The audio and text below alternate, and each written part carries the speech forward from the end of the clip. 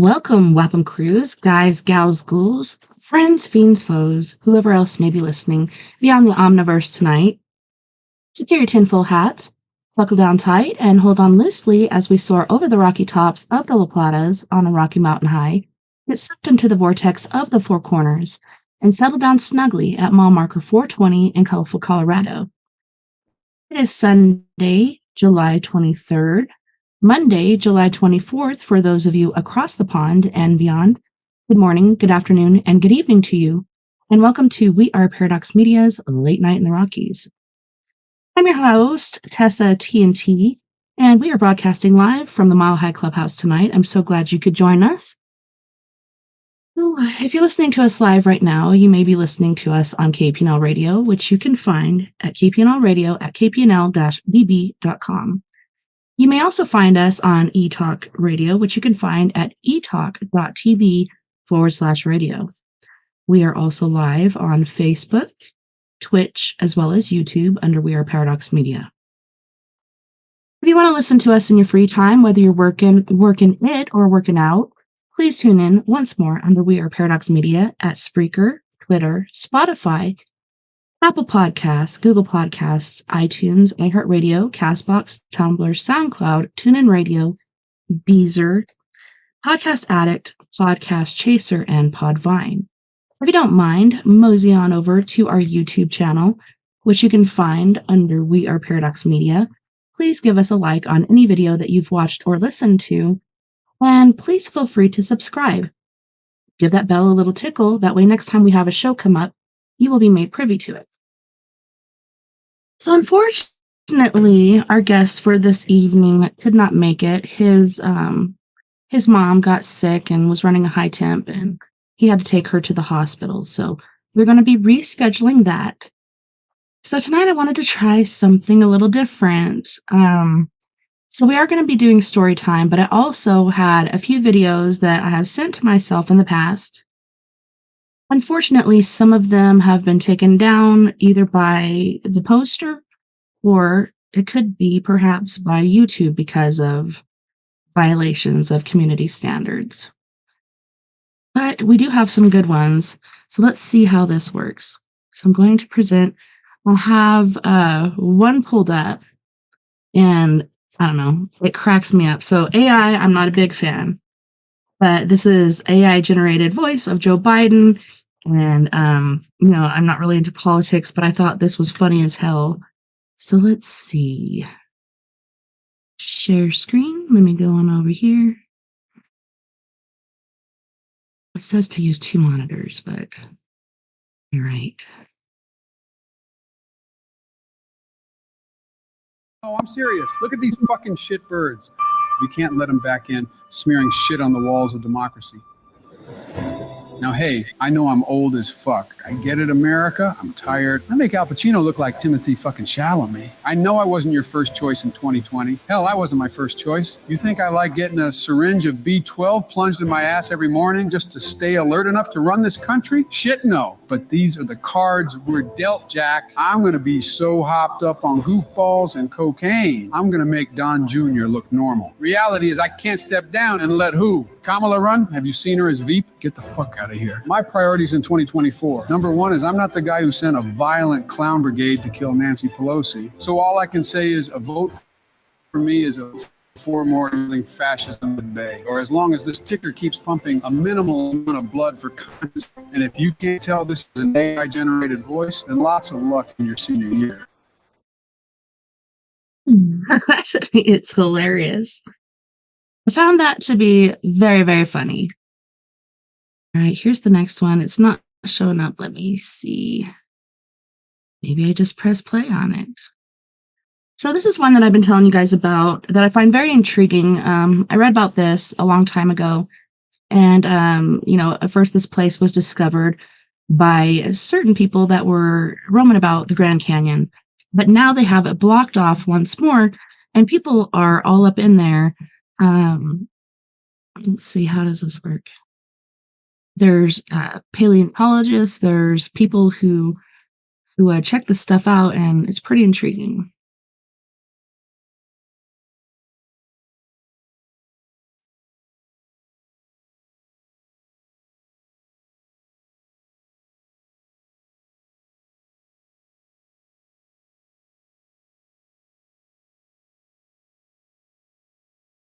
Burst into a mind-blowing discovery that could rewrite history as we know it. Be ready to embark on an exciting journey as we explore the ancient wonders hidden within the majestic Grand Canyon. For centuries, many sources have said that Christopher Columbus was the first explorer to set foot on the American continent in 1492. But what if I told you that the ancient Egyptians might have beaten him to it? That's right, my friends, brace yourselves for the jaw-dropping tale of the ancient Egyptian presence at the Grand Canyon. Now you might ask, wait, ancient Egyptians in the Grand Canyon, are you kidding me? Well, calm your nerves, stay with me and watch us unravel a captivating story that will make you question everything you thought you knew about history. And Joe Rogan, a popular podcaster, and his guest are a part of this exciting discovery. What's up? The thing I found about the Egyptians in Ohio was actually from a paper that was written. It's postulating it. I guess they took a lot of the evidence that they had been finding and saying this shows that there might have actually been Egyptians there. As the team of explorers ventured deep into the rugged depths of the Grand Canyon, their excitement grew palpable. Little did they know that their expedition would soon lead them on an extraordinary journey through time and across continents. With each careful step, they revealed the mysteries hidden within its ancient embrace, breathing new life into the annals of human history.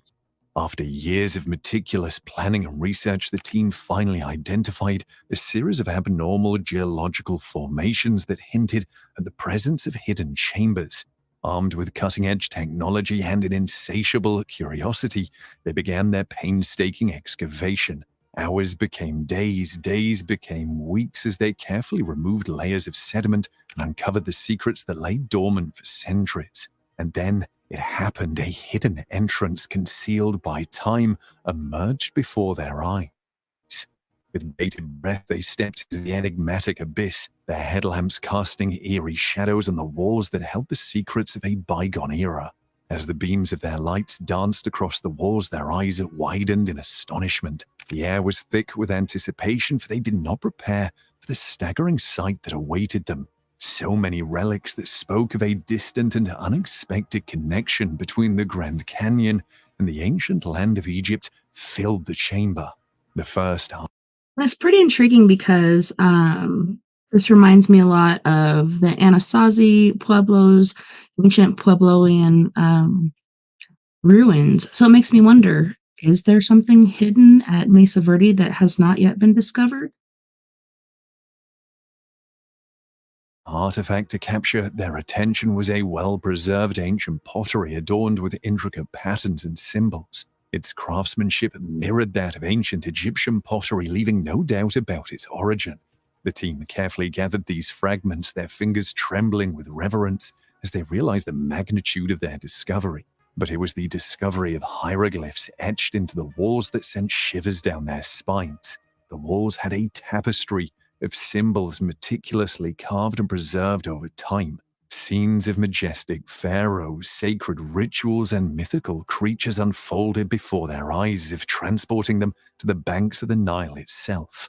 A team of dedicated linguists and Egyptologists came to unravel the cryptic messages left behind by an ancient civilization that defied the boundaries of time and space. Their expertise was crucial in deciphering the enigmatic hieroglyphs as they painstakingly pieced together the narrative hidden within its depths. A breathtaking tale of exploration, adventure, and cultural exchange emerged. The inscription spoke of a group of courageous Egyptian seafarers who embarked on a perilous journey across vast oceans, guided by the stars and driven by an insatiable thirst for knowledge and prosperity. These intrepid explorers, it seemed, had ventured far beyond the known world of their time, defying convention and leaving an indelible mark on the distant shores of the Americas. The implications of this discovery were staggering. It challenged the prevailing narrative of isolated ancient civilizations, pointing to a vast global trade network and cultural exchange that connected diverse peoples in ways unimaginable until now. The Grand And I also want to say I have no rights to this video. I'm just sharing this with my friends.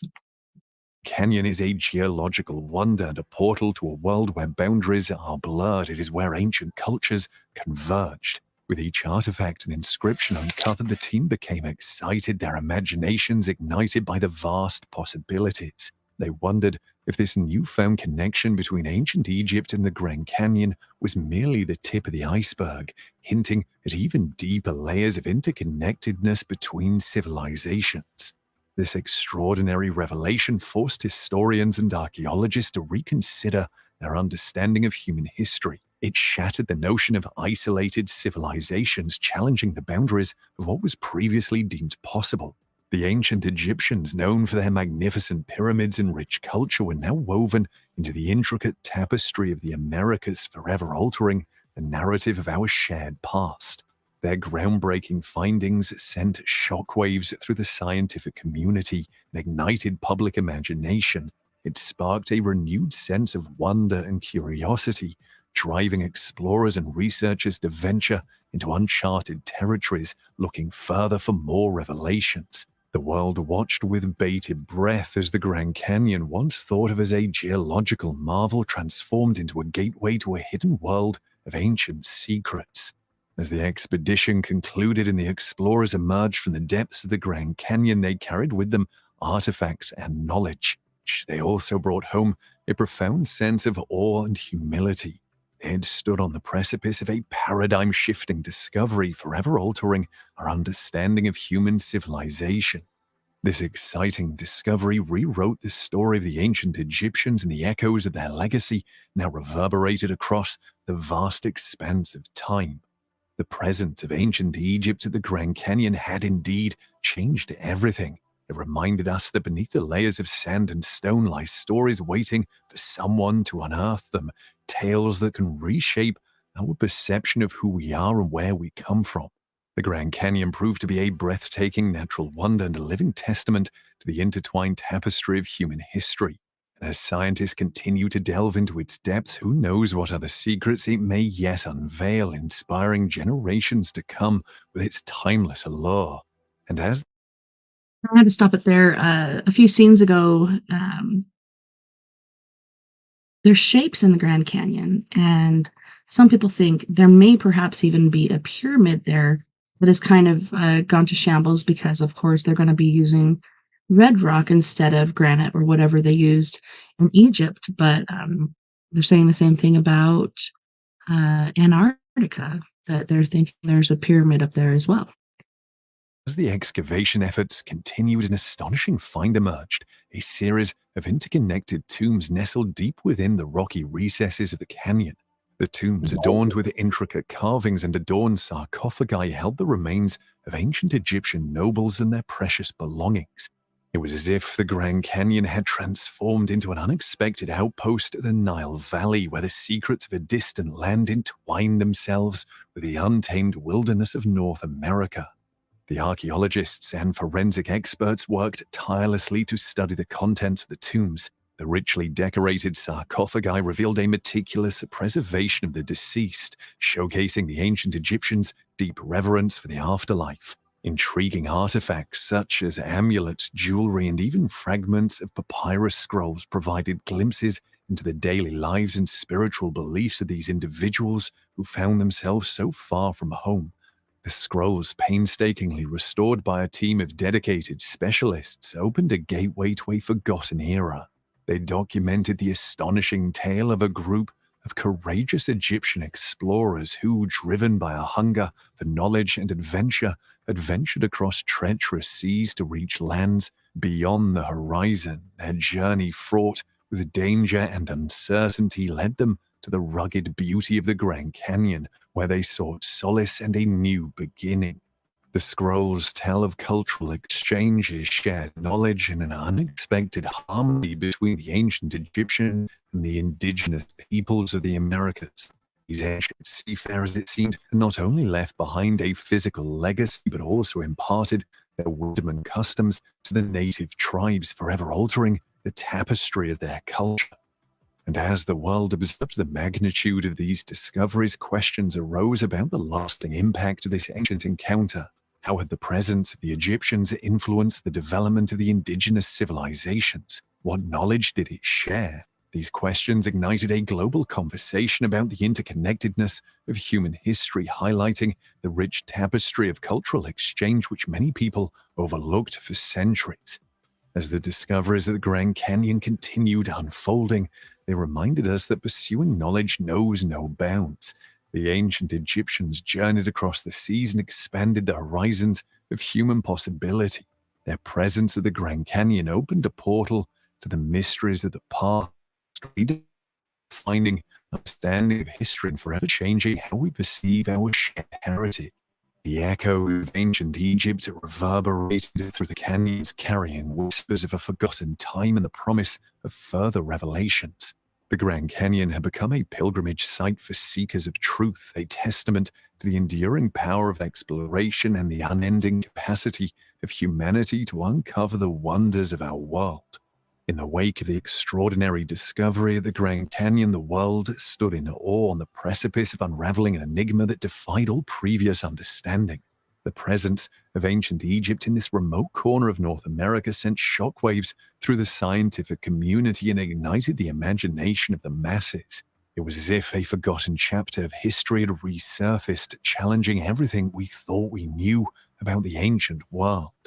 Watch this clip of Joe Rogan and his guest pointing to a document that places the Egyptians in Ohio.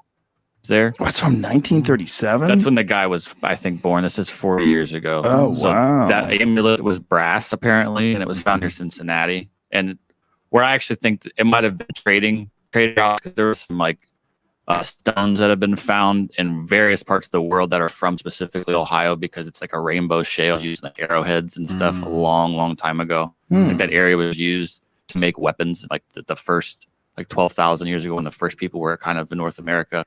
As the excavation efforts delved deeper into the intricate network of tombs, a sense of reverence permeated the air. The tombs, meticulously carved into the canyon walls, spoke of a civilization far from its home, yet deeply rooted in its traditions. Hieroglyphs adorned the walls, narrating tales of daring expeditions, cultural exchange, and a quest for knowledge beyond geographical boundaries. Archaeologists and Egyptologists working side by side painstakingly pieced together the fragments of this narrative. They unearthed evidence of an ancient seafaring civilization driven by an insatiable curiosity and an unsuppressible spirit of adventure. The scrolls and artifacts revealed a tale of explorers who dared to defy the limitations of their time, navigating treacherous waters to reach distant lands. These bold travelers, guided by their determination, had embarked on a perilous journey across vast oceans, crossing the Atlantic to the New World. And the Grand Canyon, with its majestic splendor and hidden depths, had become their sanctuary, a place of refuge, a haven of knowledge, and a testament to the resilience of the human spirit. But how had these ancient Egyptians managed such a feat? How had they managed uncharted waters and traversed unknown territories? The answers remained elusive, buried beneath layers of time and mystery. Yet as the world looked upon the Grand Canyon, it became evident that this extraordinary convergence of cultures had left an indelible mark on ancient Egypt and the civilizations of the Americas. The echoes of the ancient Egyptians resonated through the canyons, whispering secrets of forgotten alliances, shared wisdom, and the exchange of knowledge. It seemed that the canyon had acted as a meeting place. It was a crossroads where different cultures converged, shaping the fabric of human civilization. It did this in ways previously unimaginable. And unbeknownst to many, there is a section of the Grand Canyon that harbors an astonishing secret, an off-limit area teeming with ancient artifacts that point to an Egyptian presence in this unlikely location. It is a secret operation that has shrouded this mind-bending discovery in secrecy, leaving the general populace blissfully unaware of its existence. The very air above this extraordinary site is declared restricted airspace, veiling it in an aura of mystique and intrigue. And on the ground, the surrounding area bristles with the danger, rendering it illegal and treacherous to navigate. Official reports from renowned institutions like the Smithsonian have been censored, modified, nullified, or retracted, further fueling the aura of conspiracy and enigma. Yet, despite the secrecy and the perils that lie in wait, intrepid souls have relentlessly pursued the truth, braving arrest and even paying the ultimate price to reach these sacred sites. One such enigmatic location bears the name of Kincaid's Cave, an underground labyrinth that beckons with its tantalizing mysteries. G. Kincaid, the cave's intrepid pioneer, made history when he first set foot in its fathomless depths. A marine-turned-archaeologist, Kincaid joined forces with S.A. Jordan under the auspices of the Smithsonian Institute. Tasked with investigating reports from John Wesley Powell, these audacious explorers embarked on a daring expedition into the very heart of the Grand Canyon. Imagine the awe that overcame them as they ventured deeper into the cave's recesses, unraveling its secrets one ancient layer at a time. Archaeologists estimate that this artificial cavern dates back a staggering 3,000 years, bearing witness to a bygone era when this subterranean metropolis flourished. At over 500 feet, the cavern boasts a network of cross-tunnels leading to vast chambers reminiscent of the grandeur of ancient Egypt's tunnel cities. Astoundingly, this cave was once situated 400 feet above the majestic Colorado River. However, the relentless forces of nature have eroded the landscape, causing the river to carve its way 300 feet lower since its construction. Such is the unyielding passage of time, reshaping the bedrock that cradles these archaeological wonders. And prepare to have your senses overwhelmed. The relics discovered within Kincaid's Cave transcend mere fascination. Among the treasures unearthed lies an artifact of pure gold, a mesmerizing testament to the Egyptian king Kion. Clutched in its golden hands are lotus flowers unmistakably native to the fertile land of Egypt. This remarkable find was discovered in the cave's first cross-tunnel, a location mirroring the shrines found in Egypt's iconic Valley of the Kings. Could it be that Kion, a descendant of the enigmatic King Zaphnath mentioned in biblical lore as possibly King Joseph, left his mark within the hallowed chambers of the Grand Canyon? But the astonishing revelations do not end there. Deep within the interconnected tunnels, a golden tablet emerged from the shadows, revealing itself as a veritable time capsule of history. Serving as a chronicle of epic proportions, it unveiled the tale of King Zaphnath's fabled arrival in the mythical land of Aztlan, along with gripping accounts of his descendant King Kion venturing into the very heart of the Grand Canyon.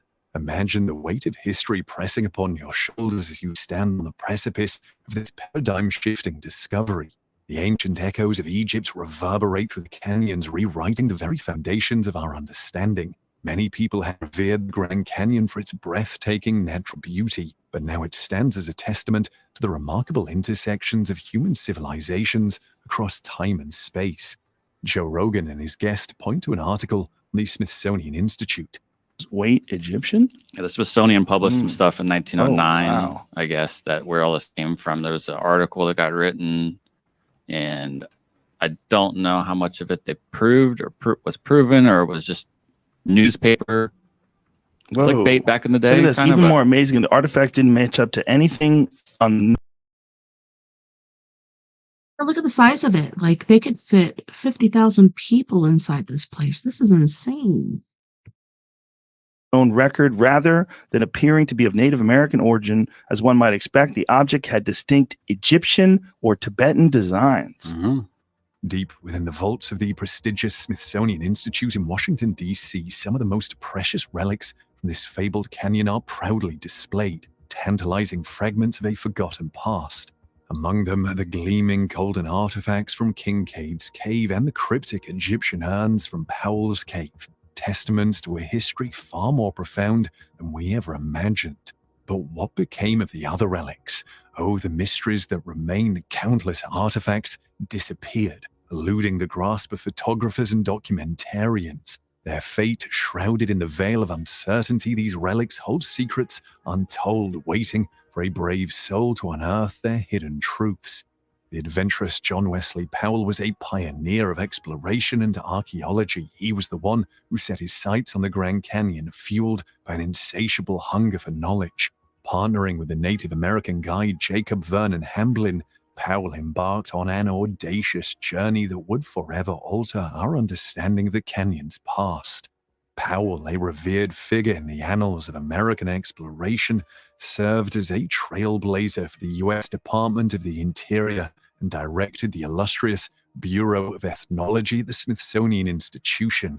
In 1869, with the mighty Green River as his guide, Powell ventured into the heart of the Grand Canyon, becoming the first to convey the archaeological wonders of the canyon to the U.S. government. During this momentous expedition, Powell stumbled upon the enigmatic Powell's Cave, forever etching his name in the annals of discovery. He vividly described the awe-inspiring scene. In this canyon, great numbers of man-made caves are hollowed out. As he trekked through the rugged terrain, Powell ascended a cliff's bench, tracing the footsteps of forgotten souls. The worn trail etched into the rock whispered tales of journeys long past. But it was not just the footsteps that bewitched Powell. Near the cave, he encountered an astonishing sight that would forever alter the course of history. Egyptian hieroglyphics adorning the cliff walls. The air crackled with electricity as he delved further into the cavernous depths, unearthing a shrine steeped in mysticism and ancient devotion. With each passing moment, Powell's belief that the Grand Canyon held a connection to ancient Egypt solidified, his estimations daringly suggesting that upwards of 50,000 Egyptians once inhabited this sacred site. And Powell's discoveries did not end there. His intrepid team continued their explorations, their footsteps echoing through hidden tunnels that wound their way beneath the canyon's surface. These Egyptian tunnel cities, cloaked in shadow and time, bore witness to a fusion of cultures and civilizations that defied the boundaries of geography. Imagine standing in that shrine surrounded by the remnants of an ancient world, feeling the weight of history upon your shoulders. The mysteries embedded within those artifacts and hieroglyphics beckon us, urging us to unravel their cryptic messages and unlock the secrets they fiercely guard. While the relics of Kincaid's Cave and Powell's Cave offer glimpses into the marvels of the past, they are but fragments of a larger tapestry, tantalizing clues to a grander narrative. The Grand Canyon, ever enigmatic, stands as a testament to the indomitable spirit of exploration and the boundless wonders that await those who dare to venture into the unknown. And within this extraordinary quest for knowledge, geologists have boldly challenged the very fabric of the canyon's history. The age-old puzzle of its formation takes center stage as heated debates reverberate throughout the scientific community. Was it the collision of two colossal earth plates, their tectonic tango shaping the grandeur before us, or is there a more profound hidden truth waiting for us to unravel? Our journey into the depths of the Grand Canyon's history begins with the echoes of human footsteps echoing through the ages. Around 12,000 years ago, intrepid explorers traversed its vast expanse, leaving traces of their presence and igniting the flame of curiosity that burns with us. By the 16th century, daring Spanish adventurers ventured through its imposing canyons, leaving whispers of their encounters with this natural wonder. But in the mid-19th century, a true pioneer emerged, an audacious one-armed Civil War veteran named John Wesley Powell. With a fearless spirit, he led a daring expedition down the treacherous Colorado River, defying the odds and leaving an indelible mark on history. Powell's vivid accounts of his journeys elevated the Grand Canyon to its rightful place as a national icon and testament to the marvels of the natural world.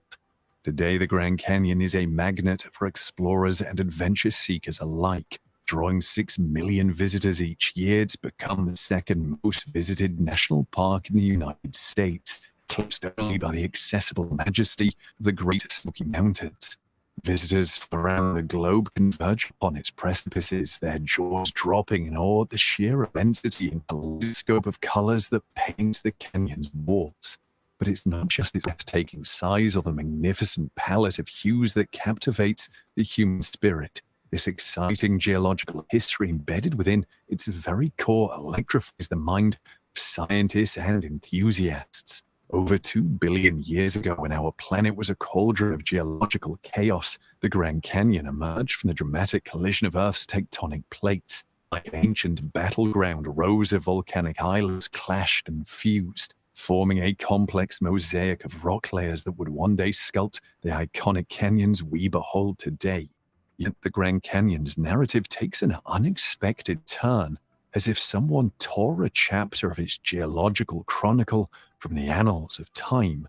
Between approximately 1.75 billion and 1.25 billion years ago, a mysterious void looms, erasing rocks and leaving a profound enigma.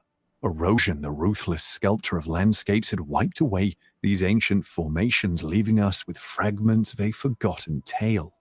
However, the story does not end there. The Grand Canyon Supergroup, a series of newly formed rock layers, emerges from the geological abyss, breathing life into the narrative once again. Sediments gracefully descended to the bottom of prehistoric seas, transforming into layers of limestone teeming with relics of ancient algae, an exquisite tapestry of life's earliest chapters etched upon the canyon's walls.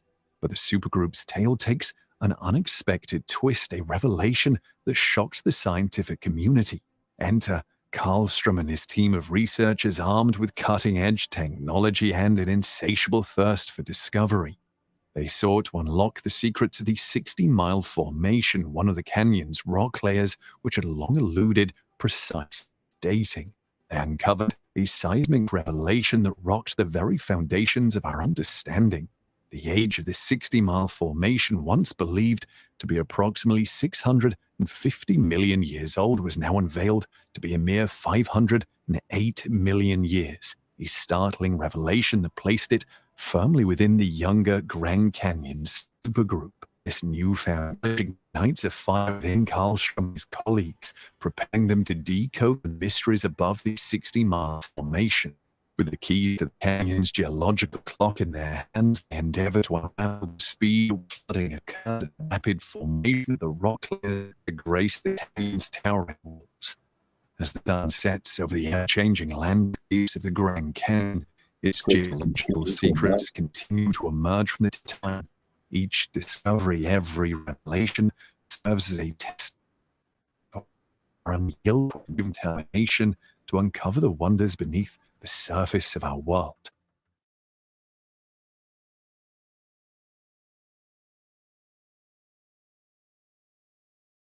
Right. So what do you guys think about that? Like, that to me is amazing. Hey, Jay. Well, thank you. Yeah, I'm pretty sad that our guest Stephen B. Bainey couldn't be here, sending out positive energy and prayers of healing for his mom. His mom's sick, so he had to take her to the hospital. She was running a really high fever, and she's quite up there in the years. So, family comes first. We truly believe that here. So, yes, who's awake? I'm wondering how much rain you got last night. We actually saw rain clouds coming in here to Bayfield, and we were just like, yeah, let it rain because we need it so bad. It's so brown, and the raspberry bushes, everything is just trying to dry up and go away. I'm going to share my screen again. This time, we are going to go. Let me open this up really quick. So I'm quite into the paranormal, as a lot of you may know. And yeah, so Nuke's Top 5, that's one of my favorites. So I figured we'd get into that next. But yeah, it's pretty mind-blowing. I believe the discovery was first made around 1906, around that time. And then, like they were saying, Powell and this other fella, hands over their evidence, all their findings and such. And then, as they generally do, the Smithsonian kind of let it go and then quashed it. So for a long time, a lot of people didn't know about it. But now it's coming back again. They have a certain part of the Grand Canyon blocked off. And just as they were saying, airspace is also blocked off. So that's pretty intense. Hi, Kiana.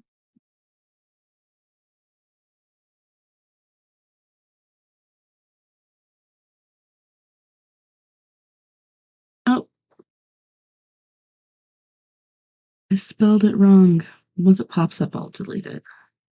Delete. All right. Nukes top 5.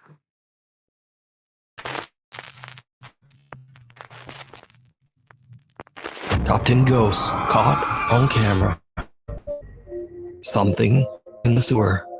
Now, this next strange video was recorded for educational purposes by the Athens, Georgia Public Utilities Department. The clips were actually filmed as an educational video for kids to show children what you can and can't flush down a toilet. The footage shows a robotic camera being guided through a long sewer. Everything appears normal until the camera approaches something very strange in the dark water.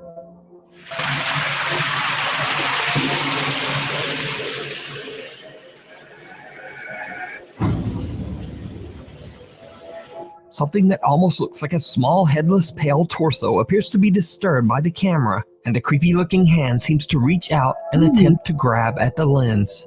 Now, I have no idea what this is, and neither does anyone at the Athens Public Utilities Department. Gross. What the heck is that? Is that a shite monster? I'm not sure. They claim the footage is still under investigation. So for now, this eerie figure is a complete and total mystery. No, The thank you. ghosts of the Queen Mary. Paranormal investigator and author Brandon Alvis, who some of you might know from the popular TV series Ghost Hunters, has dedicated many years of his life to researching and recording the paranormal. But even for Brandon, there is one investigation that stands out as particularly creepy. I tried to get Brandon on the show in the past. I know he was really busy with another show he was doing. Hopefully he'll come on someday. Hi, Anna. Anne-Marie. And that's the investigation of the historic RMS Queen Mary. The RMS Queen Mary sailed the North Atlantic Ocean from 1936 to 1967, serving as both a cruise ship and even an Allied troop ship during World War II. The ship has seen its fair share of tragic deaths, one of them being that of a little girl who drowned in the ship's swimming pool. Many visitors and employees claim that the ship's swimming pool area is very haunted, and some even say that they've seen the spirits of both women and children dressed in 1930s style swimsuits. While investigating the swimming pool area, Brandon and fellow investigator both hear something disturbing.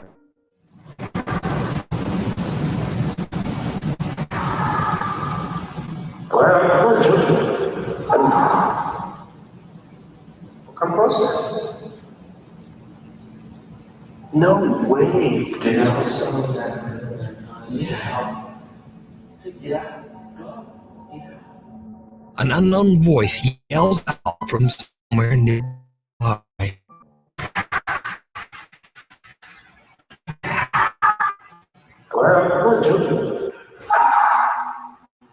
But that's not all that Brandon captured on the RMS Queen Mary. Now, Brandon is completely alone except for the investigator and a security guard. The pool is empty and is no longer in use, and the area is off limits to all other guests. So what happens next is truly chilling.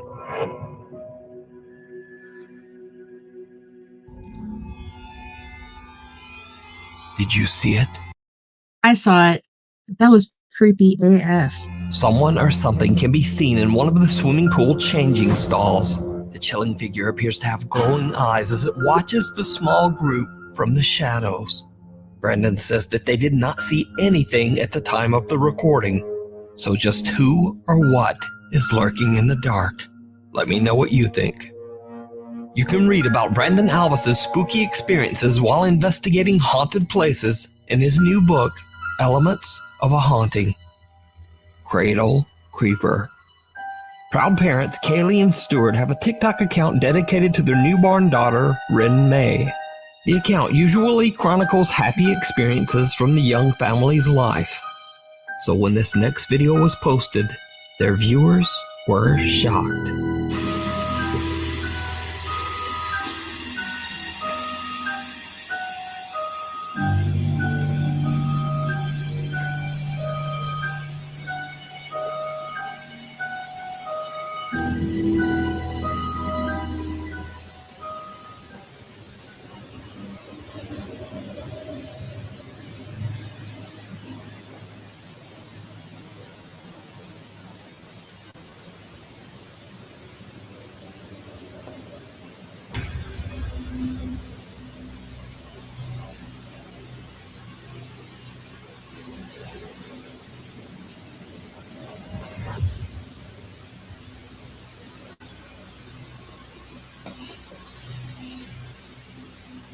Night vision cameras first capture a bizarre unexplained shadow in the upper left corner of the room. Then, what seems like a creepy little hand can be seen clawing at little Ren May's crib mattress. The newborn sleeps right through it, but Dad Stewart hears the noise and wakes up. And just as Stewart looks over at the crib, the hand quickly disappears out of sight. Parents Kaylee and Stewart are very disturbed by the incident and say that they have no idea what they captured on camera. Haunted by the... I'm glad that's not the one I thought it was. I thought that was the one where something reaches in and grabs the little baby really violently and the baby wakes up and cries, but I'm glad it wasn't that one. Past. Paranormal investigator Alex from the YouTube channel Hunting the Unknown is joined by his friend Tony as they set out to investigate the allegedly haunted Knowlton Church in Dorset, England. The ancient church has been left in ruins, sitting in an empty field. However, this wasn't always the case. Over 500 years ago, the church was surrounded by a thriving English village. Then, tragedy struck. In the year 1485, all of the village's inhabitants, men, women, and children, were struck down by the sickness of the bubonic plague, aka the Black Death. No one in the village survived. The old crumbling church is said to be forever haunted by their spirits. So, cut back to modern times, and in the dark of night, the two investigator team Hunting the Unknown explore the old Knowlton Church. They get a few responses from their spirit box, and their motion-activated lights are triggered a few times. But nothing too dramatic. That is, except for when they start to explore with their thermal camera. What they catch is shocking. So guys, we're going to try something new. We've got a thermal camera attached to my phone. We're going to try and turn it on and see if we can try and see anything on camera. We've still got that face. We're going to try and leave it in this direction and see if we can get. So let's get into that. I don't know if that camera. Oh, what? Oh man, what the? We just caught. What?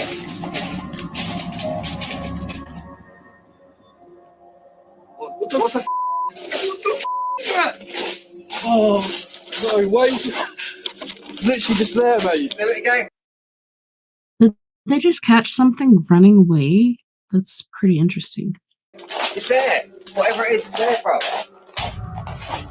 Mate, that's a person. Look, it's like a kid. Runs off over there behind that.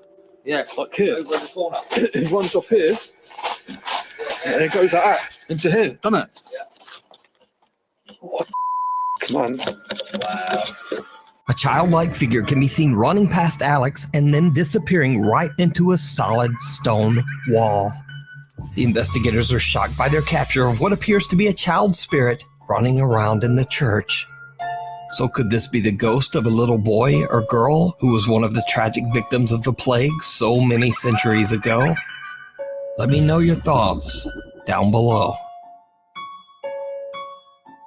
Before we move on to the next video, if you see anything that you think should be included in the top 5, contact us at nukestop5@gmail.com.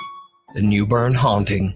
Sam Aldridge, his wife, and 2 young children live in a beautiful home in Newburn, North Carolina that was built in the late 1950s. Although the home is charming and spacious, Sam says that the property's history is not good. One of the previous owners passed away in the upstairs master bedroom, and the remains of 2 unidentified individuals were found buried in the backyard. Cause of death unknown. Sam and his wife have both witnessed creepy, unexplained activity in the house, and they believe their home might be haunted. Even their family dog Loki seems very disturbed by what's going on. He has no shot collar, no shot collar at all. In fact, I'm going to go ahead and take this off just so you'll know that there's nothing there. Come on, bud. Hey, it's okay. It's okay, buddy.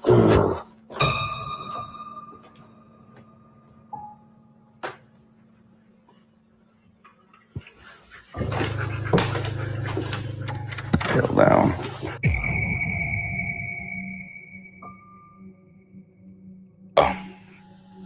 posted it.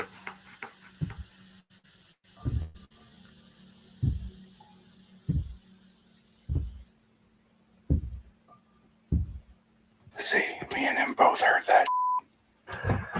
And see, now he's gonna run and leave me up here like a douchebag. See? Straight up. Sam says that not only does the house have an odd history, but an odd layout as well. In particular, there is a strange door upstairs that seems to lead nowhere and has no stairs leading up to it.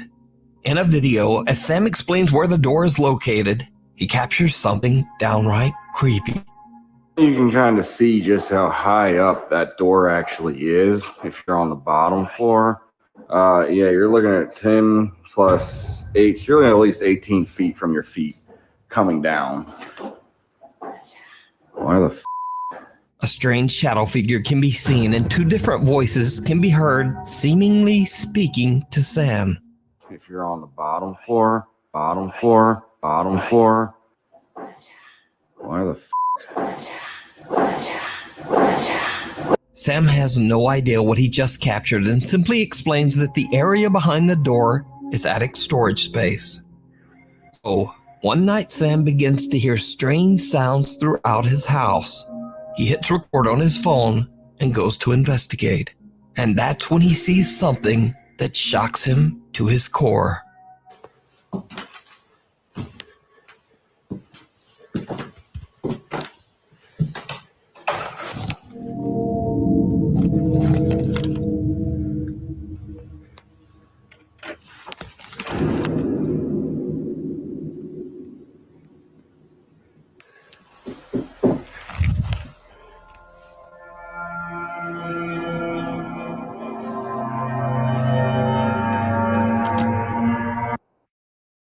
Something's definitely trying to get his attention.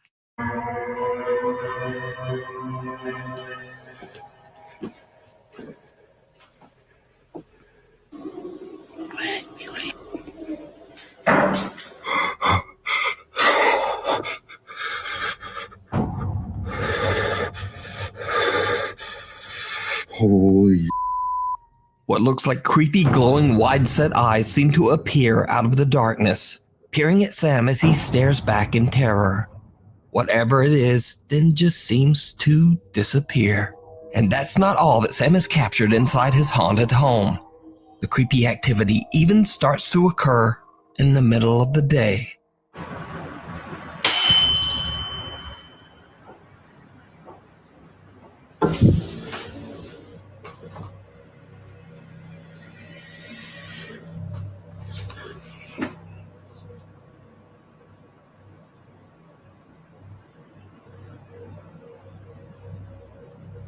A loud sound startles Sam, and when he turns around, a white translucent figure appears to push a rocking horse, causing it to rock slowly back and forth.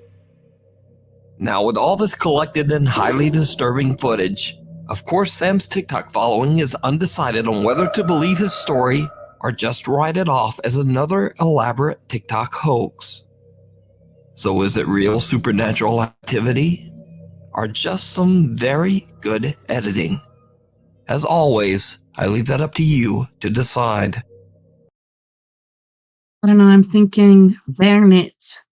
Now, put it up for sale immediately. Move somewhere else. Pretty creepy, especially those wide set eyes staring back at him. Creepy. The Village of Shadows. Japanese paranormal YouTuber Takachi Camera travels to a creepy abandoned village somewhere in the mountains of Japan. Over the years, many curious visitors to the old deserted village have claimed to experience terrifying paranormal activity. So the YouTuber decides to see for himself if the ghost stories are true. Takachi goes inside one of the few remaining homes in the village to start his investigation. But no sooner than he gets all of his camera equipment set up, he starts to hear strange footsteps just outside the building.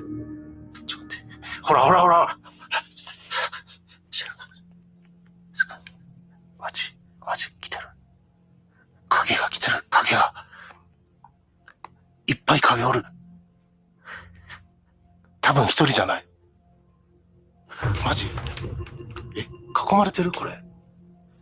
どうなの？え、ちょっと待って、静かに。静かに。ちょっと待って。気配消して。完全に気配消す。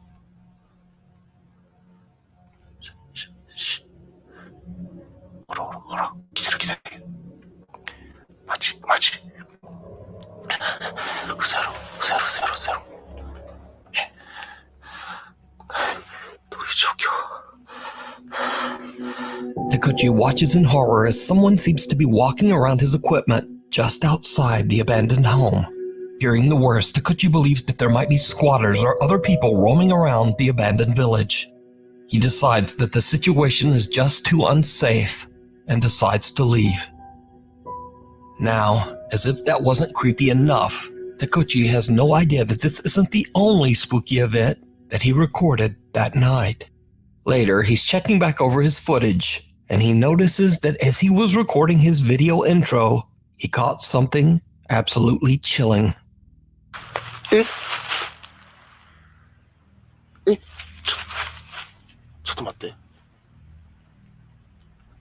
いや、ちょっと待って。足音めっちゃ聞こえるって。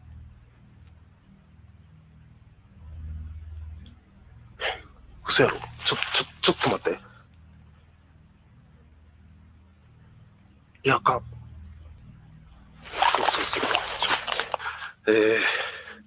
皆様、お久しぶりでございます。今日はですね、とある廃村に来ているんですけれども、僕の動画を見ていただいている方の中には、幽霊の存在を信じてない方も多いかと思います。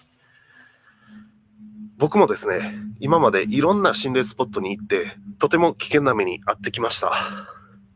ですが、幽霊の存在を 100% 信じているわけではありません。なので今日もですね、いろんな取れ高アイテムを持ってきましたので、それを使って幽霊の存在を証明していきたいと思います。来てるな。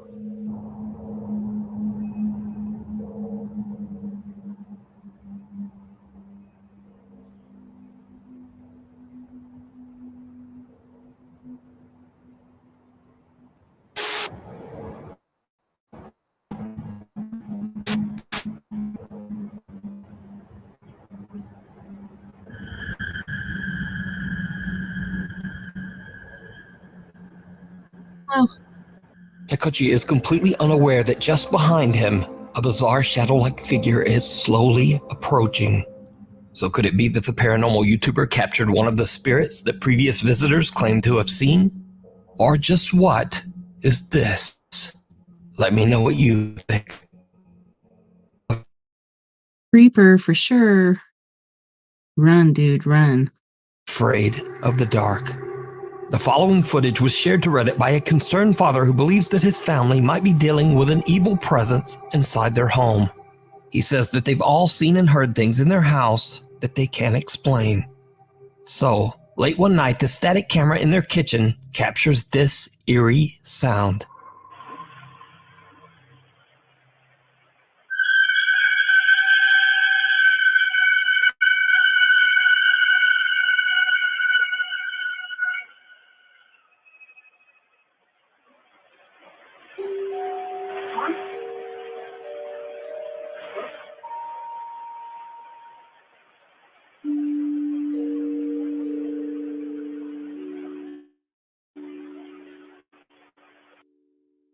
This bizarre high-pitched sound was heard at 3:25 in the morning. Now, Reddit users are quick to write it off as either cars outside or the screeching of old plumbing. But the man who posted the video is not so convinced. Later, the worried father shares another video captured by his security camera. In the video, his daughter seems to get the scare of a lifetime. It's one thing to mess with me, but quite another to mess with my kids.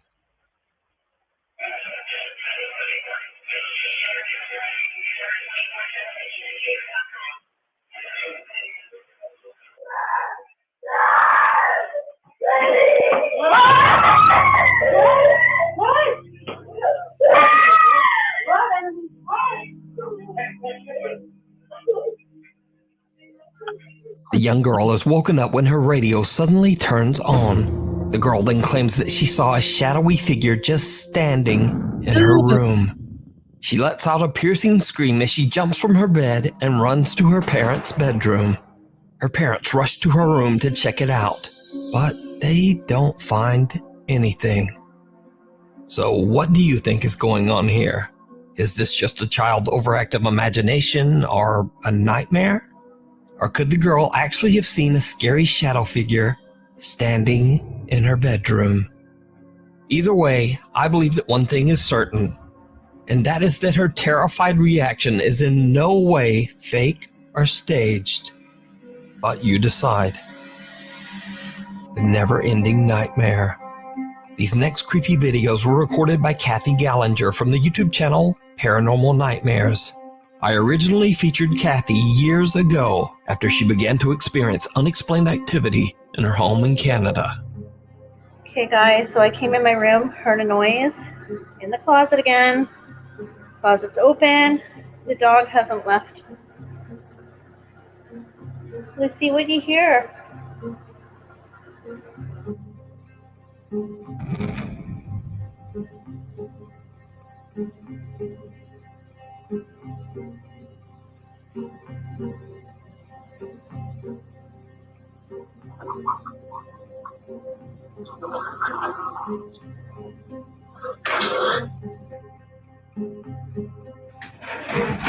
What the Now, the activity has begun to affect not only her cute little dog Lucy, but also her cats Salem and Stormy as well.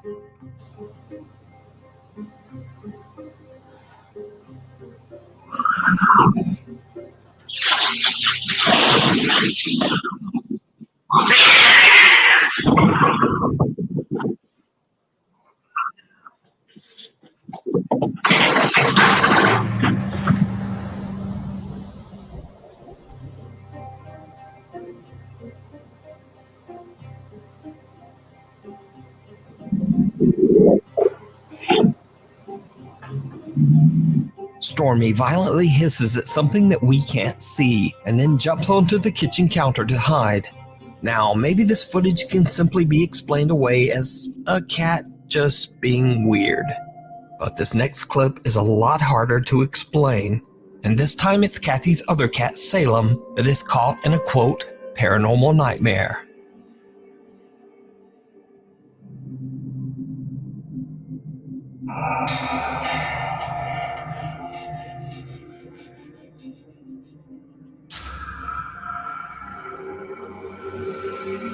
Salem appears to be spooked and is keeping a close eye on an old doll.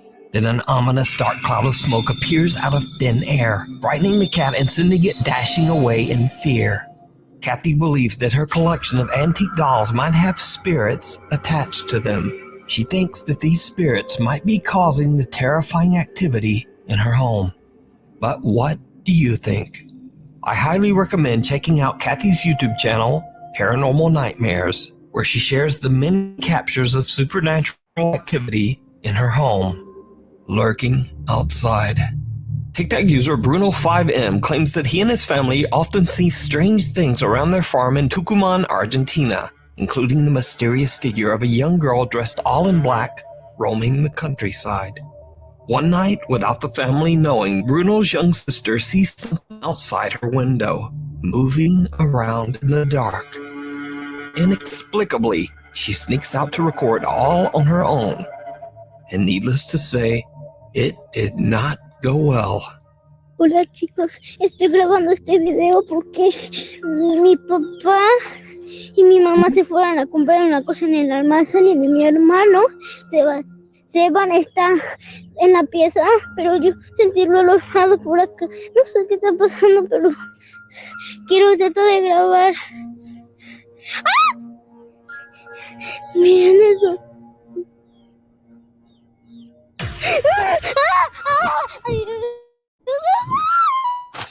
The girl's brother says that his family are shocked that the young girl went outside to film on her own. He says that she's doing fine, but is still a bit shaken up by the strange encounter to this day.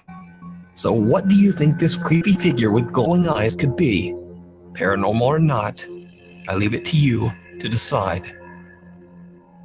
Run. YouTube user Adam Lowen and two of his friends are exploring an allegedly haunted house in Portland, Oregon.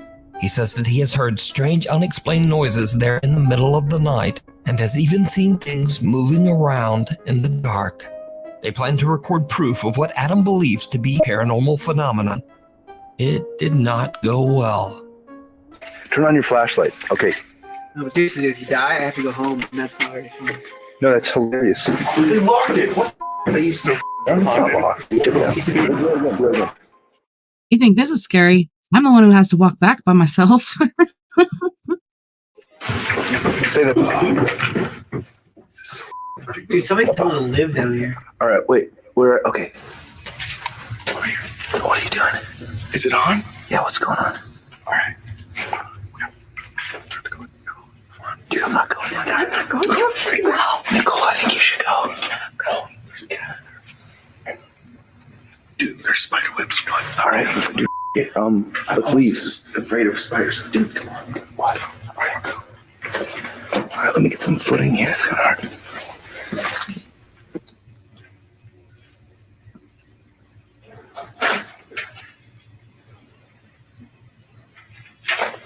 Dude, just go. Hurry up. You go.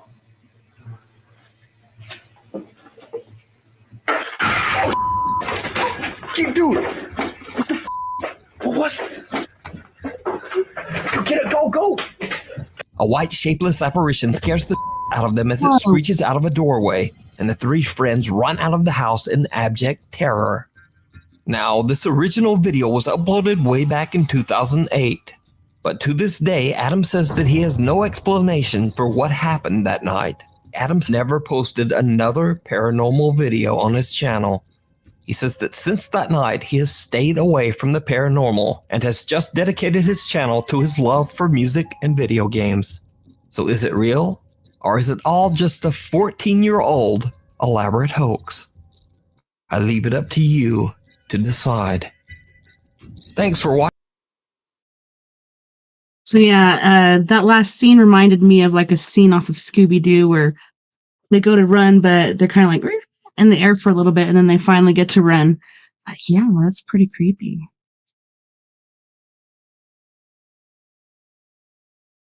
Thanks, Truzido. Thanks for the support. For those of you out there that do not know, Stephen B. Ubaney, he had to cancel this evening because his mom was running a really high temp and he had to take her to the hospital. So thank you for the support. Please send positive energy their direction. But on that note, we do have to go to our first music break. In this break, we have Miss Mia Savage with her band Antidote for Savages. She's kind of like a little Trent Reznor herself, as she does all of this on her own. She's going to be singing Your Skeleton, Our New Reality, Let Me Be Your Home, and Lemurian Crypto. You guys don't go anywhere. We'll be right back after this music break.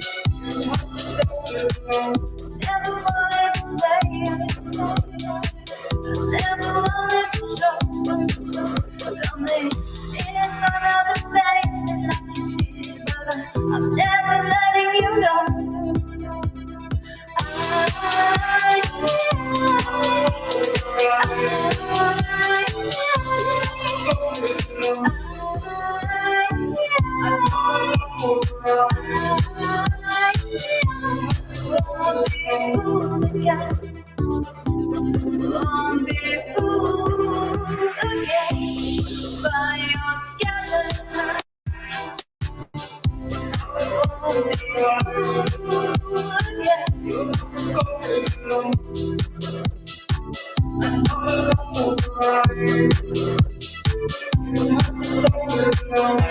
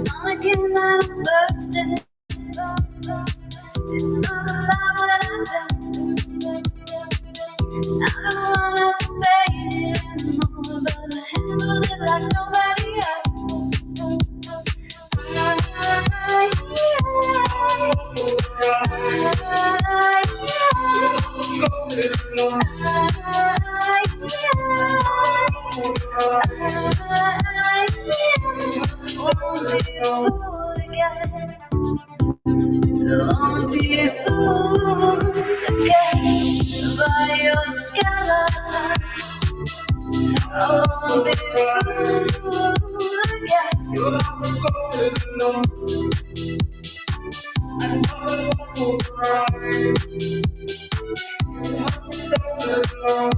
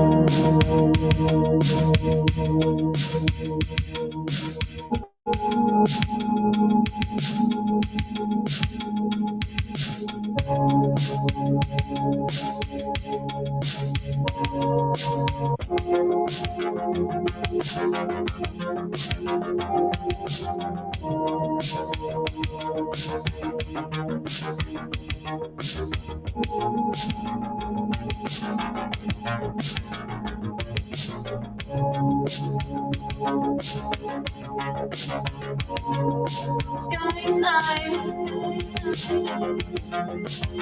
and all those neon lights.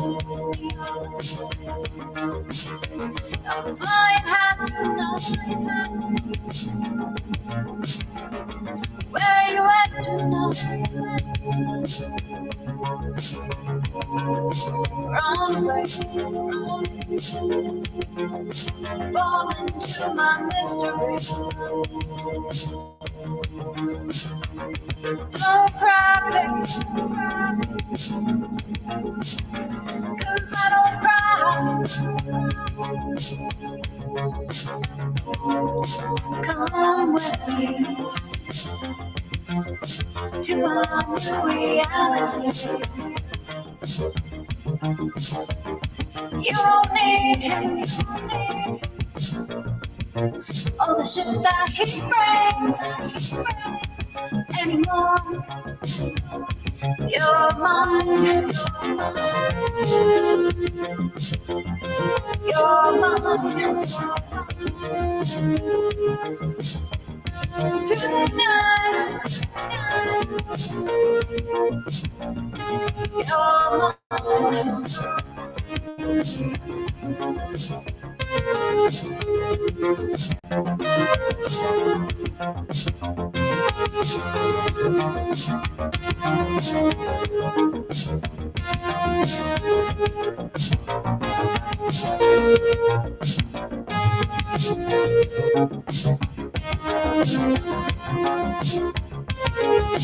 I'm so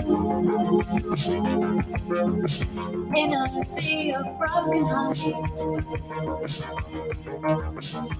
Won't let you fall apart. We'll make a brand new start. When you coming back, I wanna take a ride. I wanna show him love. I wanna knock him down.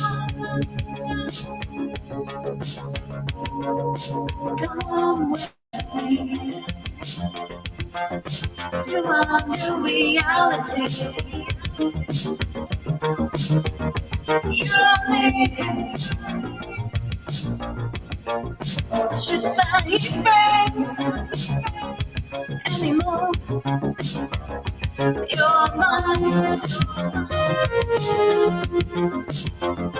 You're mine. Tonight. You're mine.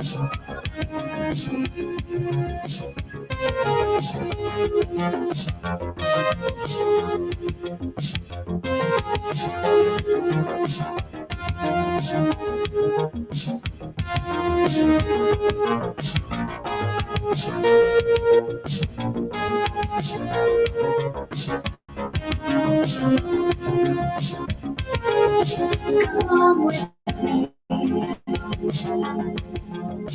to our new reality. You don't need all the shit that he brings anymore. You're mine. You're mine. Tonight. You're mine. You're mine. You're mine.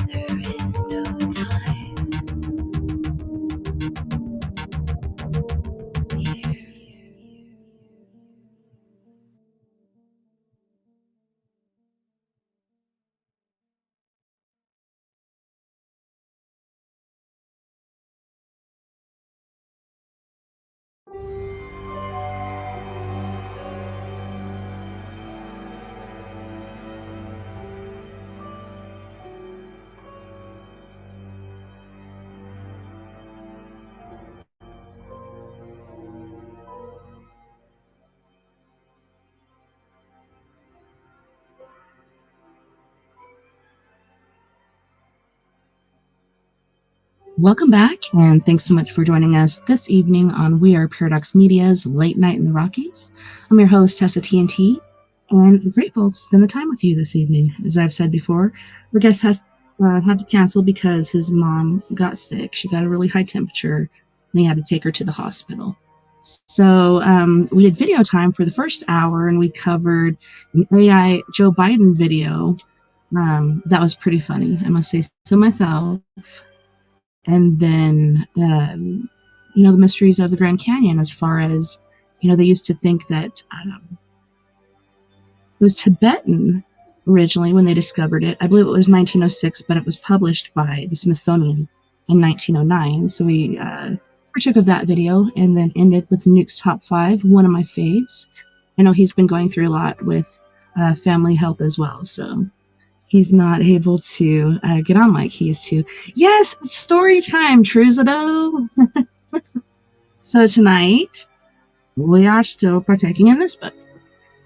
The World's 100 Greatest Mysteries. Strange Secrets of the Past Revealed. So, the next chapter in this book. If this is dying, if it ain't so bad. Let me turn this down. Those are my headphones. On a clear, cold night in the spring of 1944, British Royal Air Force Sergeant Nicholas Alcomade climbed into the tiny gunner bubble at the rear of the Lancaster bomber and settled back for the long, dangerous flight to Berlin. He was nervous since this was his 13th bombing raid over Germany. As he hunkered down behind the pair of Browning machine guns, he couldn't help thinking that this was the loneliest, most dangerous job in Bomber Command. With any luck, the mission would be over in a few hours. Then it was back to England, where the 21-year-old airman was looking forward to spending a much-needed leave with his girlfriend, Pearl. Everything was fine until a German Junker 88 aircraft raced up to meet them over Frankfurt. There was a loud explosion followed by a blinding flash, then screams from the front of the plane. The Lancaster was on fire and going down. "Bail out! Bail out!" the captain shouted. But the young flight sergeant couldn't bail out. His parachute, which was stowed outside the gunner's turret and the fuselage, was in flaming shreds. My stomach seemed to drop out of my body when I realized my parachute was useless, Sergeant Alcomade recalled. His choices were clear: stay inside the plane and die, or jump and take his chances on surviving a fall of more than 18,000 feet. You can't even push me off a rock that's 50 feet high, so get on you, Sergeant. Holy shnikes. It was perfectly quiet and cool, like resting on a cloud, he recalled. It was as though I was lowered onto a super soft mattress. There was no sensation of falling. I thought, well, if this is dying, it ain't so bad. Indeed, he fell so peacefully that he was able to calculate that from 18,000 feet, it would take him 90 seconds to reach the ground. Then he blacked out, probably from lack of oxygen and racing heart. 3 hours later, Sergeant Alcomade awoke. Staring up at the stars, he wondered what he was doing still alive. It was a miracle, he said. I was in one piece, hardly hurt, in fact. Somehow trees had broken his fall. 18 inches of fresh fallen snow made a final cushion that saved his life. The only damage were a couple of cuts on his face and a badly twisted right knee. A few minutes later, German soldiers arrived and took him to a hospital. There he tried to explain what had happened, but nobody believed him. They thought I was a spy who parachuted in, he said. They couldn't believe that someone could fall from a plane without a parachute and survive. The news reached the hospital that Lancaster had crashed nearby during the night. When investigators sifting through the ruins of the downed bomber found items in the gunner bubble that belonged to the young airman, including the remains of his shredded parachute, they were convinced that he was telling the truth. Sergeant Alcomade survived his 13th bombing mission and continued to live a charmed life, working in a chemical facility. Once a steel girder fell on him. Called out for dead, he walked away with a bruised scalp. He narrowly escaped death several years later when he was drenched with sulfuric acid. He also survived an electric shock that threw him into a hole, where he lay breathing chlorine gas for 15 minutes. His luck finally ran out in 1988 when he died of a heart attack at the age of 65. I don't know if I would have the guts to jump out of a plane without a parachute, 18,000 feet. I think I'd wait till I got a little closer to the ground, but he survived, so I guess he made the right decision. And this one is a whole new chapter called Spectral Incursions.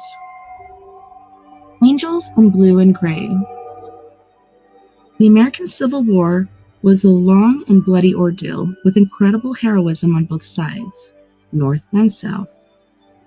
Nowhere was that gallantry and devotion to cause given a greater test than at Gettysburg, the quiet little community on the Pennsylvania-Maryland border, where more than 30,000 men perished in 2 days of bloody fighting.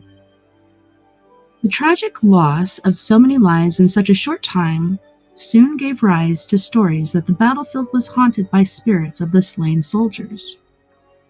Visitors and planters frequently reported seeing ghostly soldiers in blue and gray marching across the field or charging into battle, sometimes shouting the rebel yell. Late one night in October 1966, a group of Union reenactors camped near Devil's Den, site of one of the bloodiest battles of the campaign, were awakened by strange music floating through the dark woods. Thinking another group of reenactors was approaching, they got up to investigate. No one was there, only the sound of drums and fifes drawing closer in the dark. I tell you, a chill went down my spine as the music continued to move towards us, recalled John Rochot, a Union reenactor from Pennsylvania who recognized the Civil War tune. The music seemed to be coming right out of the air. Next day, as they marched to a nearby hill called Little Round Top, the Union boys were in for another spectral shock. Several said they noticed a gray luminescent mist, possessing a vaguely human form, gliding among the trees towards the hill's stony summit. It wasn't ground fall, I can tell you that. Hey, Layla.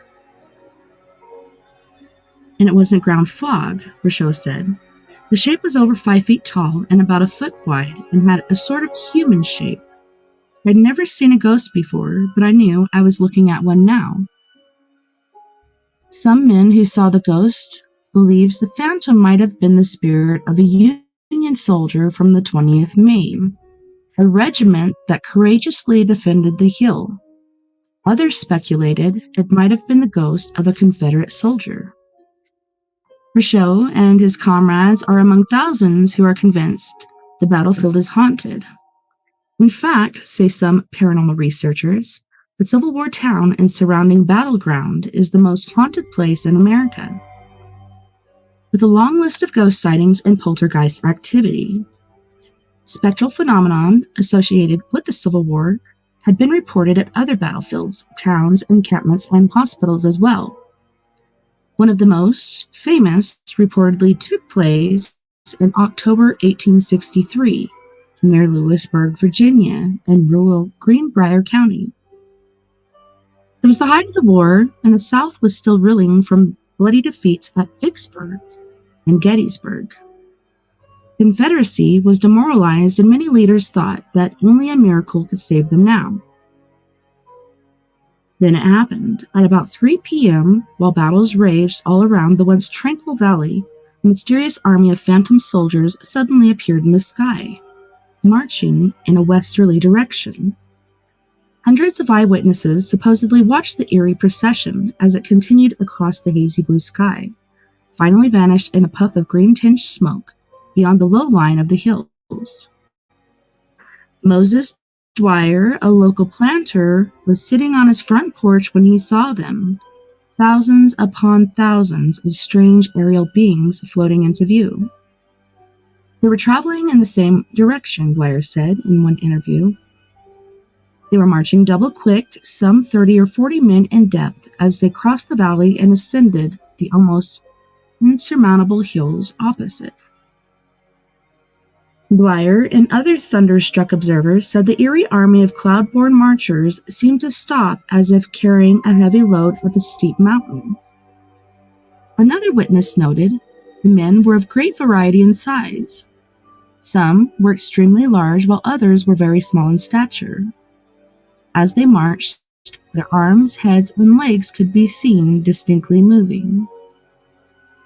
They observed military discipline with no stragglers breaking ranks. Some witnesses claimed that a multitude of other objects also appeared to be etched in light blue glow. All of the soldiers wore a uniform outfit, commented another stunned witness. White shirts with white pants. That's pretty awesome. Although most observers described the marchers as militaristic, one gave the following account. They were not armed with guns, swords, or anything that would give the indication of men marching off to war. They continued through the valley, over a steep road, up the hills, and finally, in approximately an hour, disappeared from sight. News of the apparition traveled fast. Newspaper reporters, artists, and photographers came from all over to interview witnesses. The sites in the Greenbrier County coincided with several similar but less spectacular visions in nearby counties. 2 weeks later, on October 14th, a remarkably similar vision was observed by Confederate pickets at nearby Runger's Mill. A number of locals confirmed this second spectacle, claiming that it took more than an hour. It says tasted, but I think it means lasted. Several attempts were made to explain the pair of phenomena, none of the satisfaction or eyewitnesses or the legions of others who have studied the incidents. One editorial writer said they were angelic armies sent into the battle on the side of the South. Another witness disagreed, claiming instead that the ghostly soldiers were northern reinforcements sent down from a tear-stained heaven. Eventually, the bloody business of war diverted attention from the bizarre incident. For years, however, folks in the region continued to talk about the day the angels came to Virginia. It's pretty neat.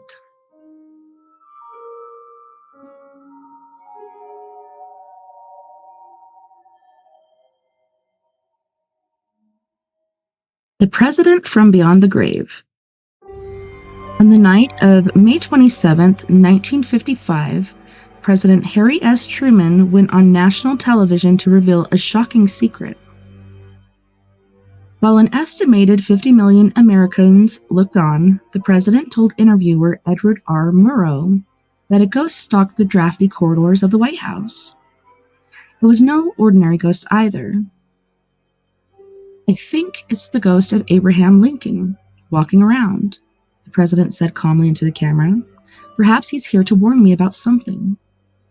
Ever since his arrival at the White House 8 years earlier, Truman said he had been bothered by a strange tapping noise on the other side of the presidential bedroom door, a sound described as unusually sad and melancholy. usually came to him late at night or early in the morning. Most often, it happened around 3 a.m., while the rest of the White House slept. As the president told it, he'd be awakened by the knocking sound beyond the door. He'd crawl out of bed, fling open the doors, and peer down both sides of the hallway. The results would always be the same thing: nothing. There was no one there, he explained, so I'd go back to bed. In bed, he'd think about all the old legends about how the spirit of Lincoln, who was 55 when he was struck down by an assassin's bullet, prowled the dark halls of the White House, moving from room to room, a tormented look in his eyes and a plaid shawl draped around his craggy shoulders. According to old reports, Lincoln had seen his own death in a dream at least twice.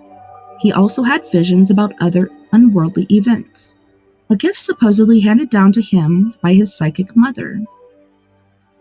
Night after night, disturbing and significant symbols and premonitions came to him in his sleep, and he found that he was greatly troubled by his conscience. Among the things Lincoln claimed to have seen was the knowledge of and the power to change the future. As a youth growing up in a backwoods log cabin near Hogden's Mill, in what was now Larue County, Kentucky, Lincoln felt it wiser to keep his psychic powers to himself. But just about everybody who knew him was aware of the ill-fated president's amazing ability to see into the future and predict events without knowing how. Edwin Stanton, a close friend and member of Lincoln's cabinet, once confided, "I have known that the president is not like other men, and that he believes that the future can be seen now and that the afterlife is for repentance. It would not surprise me if, when he dies, his spirit refused to leave the White House and that it remains there, restless and troubled, until it feels that the last of these sins has been paid for." Hello, Lauren. Far-fetched and fanciful though this seems, it began to make sense to Harry Truman, who, some 90 years later, as he pondered the mysterious spectral visitor outside the presidential bedroom door. The more he read about Lincoln's alleged psychic abilities and the series of ghostly visions the late president claimed to have had while in the White House, the more convinced Truman became that Lincoln's tormented spirit still haunted the White House. "It's possible," he said. "Anything's possible." That's what I think too. Anything's possible. Many other visitors to the White House claimed to have encounters with a ghost matching Lincoln's description, including Eleanor Roosevelt, who often sensed the dead president's presence, usually at night while she was writing. The Roosevelt's dog, Fala, would bark excitedly for no apparent reason. The first sighting was made in the 1920s by Grace Coolidge, wife of Calvin Coolidge. She reportedly saw the president's spirit standing by an Oval Office window looking across the Potomac. One of the most chilling encounters occurred late one night in the 1930s, while Queen Wilhelmina of Holland was sleeping in the White House stateroom. According to press reports, the Queen was awakened by a soft knocking at her bedroom door and went to investigate. When she opened the door, she found herself facing the ephemeral figure of a tall, bearded stranger, a black frock coat and stovepipe hat. The startled Queen had seen enough pictures of Abraham Lincoln to know it was the long-dead American president, whose ghost stood before her, and she fainted. Harry Truman thought Lincoln's ghost was trying to warn him about something. The fact that the hauntings occurred at the height of the Cold War suggested to him that the phantom president, who had fought so hard to preserve the Union and another time was concerned about deteriorating East-West relations and the nuclear threat to world peace. To the end of his days in 1972, Truman believed that whoever was president and whoever lived in the White House would also hear the discreet rapping on the bedroom door, and perhaps would someday have the opportunity to communicate directly with Lincoln's ghost. Except for the Reagans. No other administration has admitted to any encounters with the famous ghosts. And some people don't like to talk about it because then people think you're crazy. Man in Gray. Few sights are more chilling to residents along the South Carolina coast than an appearance by the so-called Gray Man, the silent, solemn specter said to materialize shortly before the arrival of a hurricane. Hundreds have reportedly seen the ghost, usually described as a somber little man dressed in an old-fashioned hat and long gray coat. Many witnesses swear the sightings came within days or even hours of a major storm.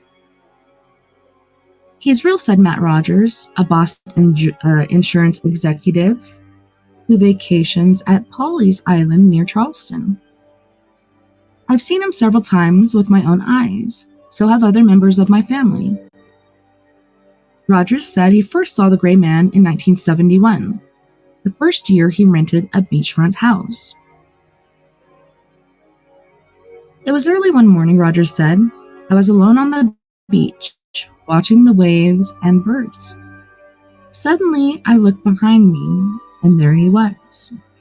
He was a little man, about 5 feet tall, standing about 30 yards up the beach. He was dressed in a quaint, old-fashioned suit, complete with long tails, hat, and tie. Then he vanished right before my eyes." The startled Bostonian never told anyone about the apparition.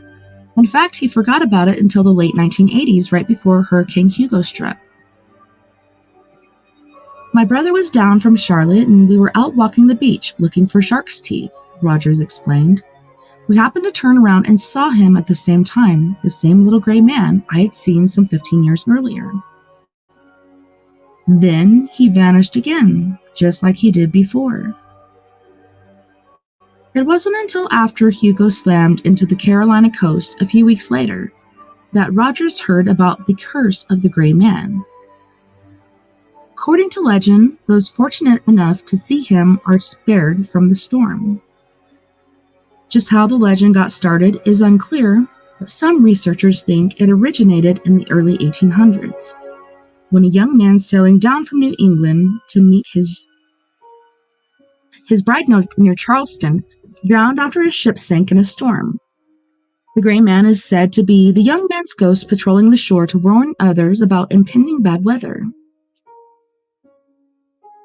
Variations of the story say it is a gray woman instead of a gray man who haunts the lonely beaches, said to be the bride-to-be of the doomed young man. Her spirit roams the beaches in search of her dead lover. Like the Gray Man, she sometimes appears to warn mortals that a storm is rolling in.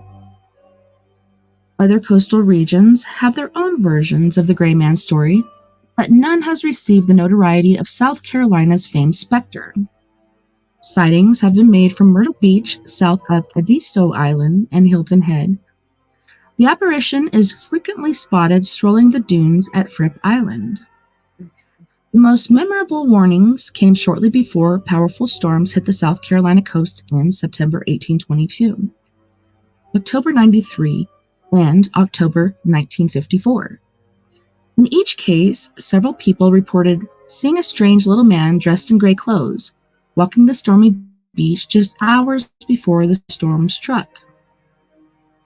In 1954, an automobile dealer named Bill Collins had an encounter with the Gray Man near his beachfront home at Pawleys Island. "I was looking down from my deck when I saw a strangely dressed little man looking right up at me," Collins said. "I knew in my heart I was having a genuine out-of-this-world experience." A few days later, Hurricane Hazel blew in from the south, washing away shores and scores of beachfront houses. The Collins house was spared, indisputable proof he believes that the man in gray had come to warn him.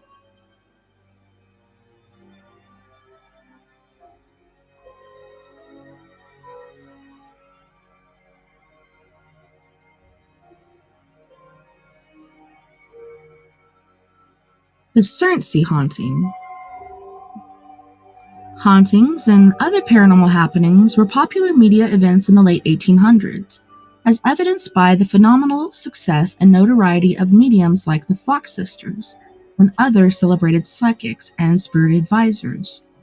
You know, I don't know. From different stories I've heard, I think the Fox sisters were fraudulent. None, however, received more international attention than the so-called Surrency ghost. Spectacularly frightful specters seen and heard by tens of thousands of people, from newspaper reporters and clergymen to scientists and psychic mediums. The ghost brought considerable fame to the hamlet of Surrency in deep South Georgia's Appling County, but caused suffering and pain to the town's founder, a middle-aged sawmill operator named Alan Powley, Surrency. The hauntings began in the early 1870s. Shortly after, Surrency decided to turn his rambling two-story home into a rest haven for travelers. Surrency was little more than a village perched on the edge of a vast pine wilderness. Its main connection with the outside world was the Macon-Brunswick Railroad line, which ran through the heart of the hamlet. On October 23, 1872, the Savannah Morning News published a letter sent by Surrency describing a series of strange happenings at his house. "Please allow me a small place in your paper to publish a strange freak of nature," he wrote. "On Thursday last, I returned from Hazelhurst to my residence, where I've lived for 20 years unmolested. On my arrival at home about 7 o'clock, I found my family and some of my neighbors, my brother and several others whom I consider men of truth, very much excited. A few minutes after my arrival, I saw the glass tumblers begin to slide off the slab and the crockery to fall upon the floor and break. The books began to tumble from their shelves to the floor, while brickbats, billets of wood, smoothing irons, biscuits, potatoes, tin pans, water buckets, pitchers, etc., began to fall in different parts of my house. Nearly all my crockery and glasses have been broken." Surrency added, "There have been many other strange occurrences about my house. These facts can be established by 75 or 100 witnesses." Soon after, the letter ran, the first of what would become an army of journalists descended on the Surrency home to see the ghosts for themselves. The media frenzy was on. Before long, reporters and curiosity seekers from as far away as Canada and England arrived. Visitors were rarely disappointed, as the ghost almost always made its presence known. Untouched dishes would fly off shelves. Doors would open and close on their own. Clocks would strike 13, and most amazing, hot bricks would fall onto the roof and in the yard. Until his death a few years ago, Herschel Tillman, a retired postal worker whose home was in Surrency, used to talk about his many visits to the Surrency house to see the ghosts. His first trip came when he was 8 years old. It was on a Sunday, right after church, he recalled in an interview shortly before his death. "My daddy drove us to the old Surrency house in an old buggy. We went inside and saw and heard things not of this world." Tillman said he never got over all the things he saw and heard there. Unearthly screams, clocks that spun backwards, boots that clopped across the floor by themselves, hot bricks falling from the sky. "That place was possessed by something evil," said Tillman. "There's no two ways about it. There must have been at least a dozen ghosts inside the Surrency house." After watching several ink bottles leap from a table and listening to disembodied voices inside a bedroom, a reporter from the Savannah Morning News wrote, "The whole house is clothed in darkness and bears the spirit of the supernatural." That same reporter said he watched the hands of a clock move around with exceeding rapid motion. It would pause and strike oddly, and this went on for 17 minutes. A reporter from the Atlanta Constitution said logs kept rolling out of the fireplace and that books mysteriously fell off shelves. The reporter fled the house when several hogs and chickens suddenly appeared in the living room from out of nowhere. I wonder where they came from. By the turn of the century, stories about the Surrency haunting had appeared in newspapers as far away as Russia and Greece. Dozens of books were written about it, and hundreds of articles appeared in newspapers all over the world. The late Reverend Henry Tillman said his father often described how objects in the house would dance on the table at mealtimes.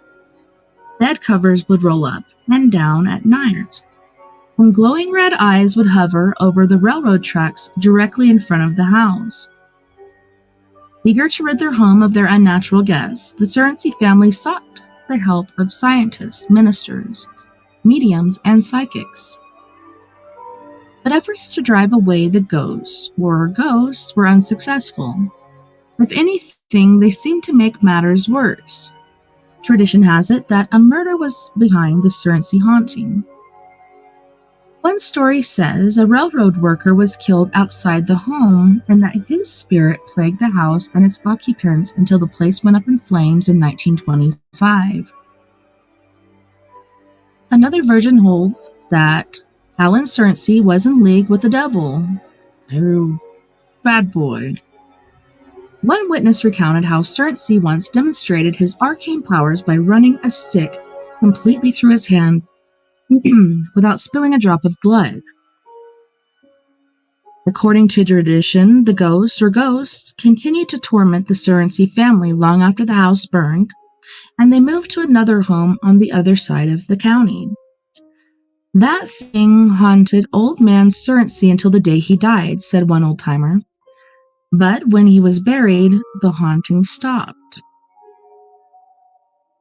On that note, boys and girls, we are going to go to our second music break.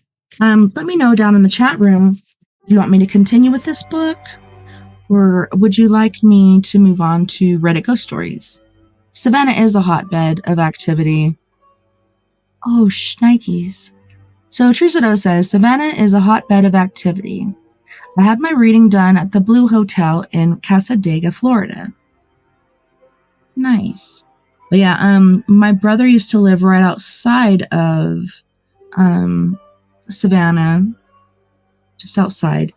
And yeah, they were just saying how haunted it is, how much activity there is, and it's just a really supernatural place.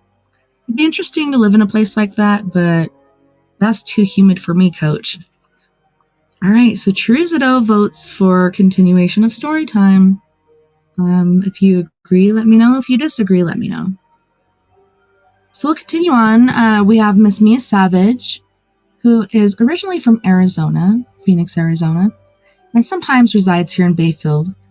She's my bestie, and she's getting her pilot's license right now, so I understand why she's still in Phoenix, even though it's been over 115 degrees every day since the 4th of July.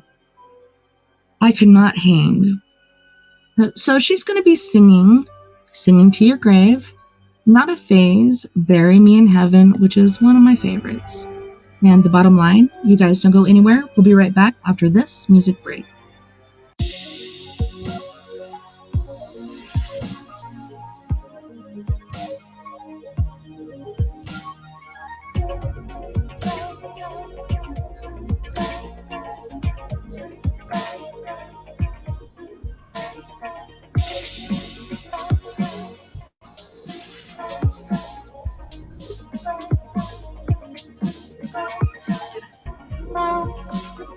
With you, what I got so wrong, got a part of you with me too. What I brought to life, just a hollow victory. Lost my head tonight, they start with love and sleep. Waiting to this long Sunday. I'll be talking to your family. I'll be saying to your family. I'll be waiting, don't let this collapse on me, yeah. I'll be talking to your family. I'll be saying to your family.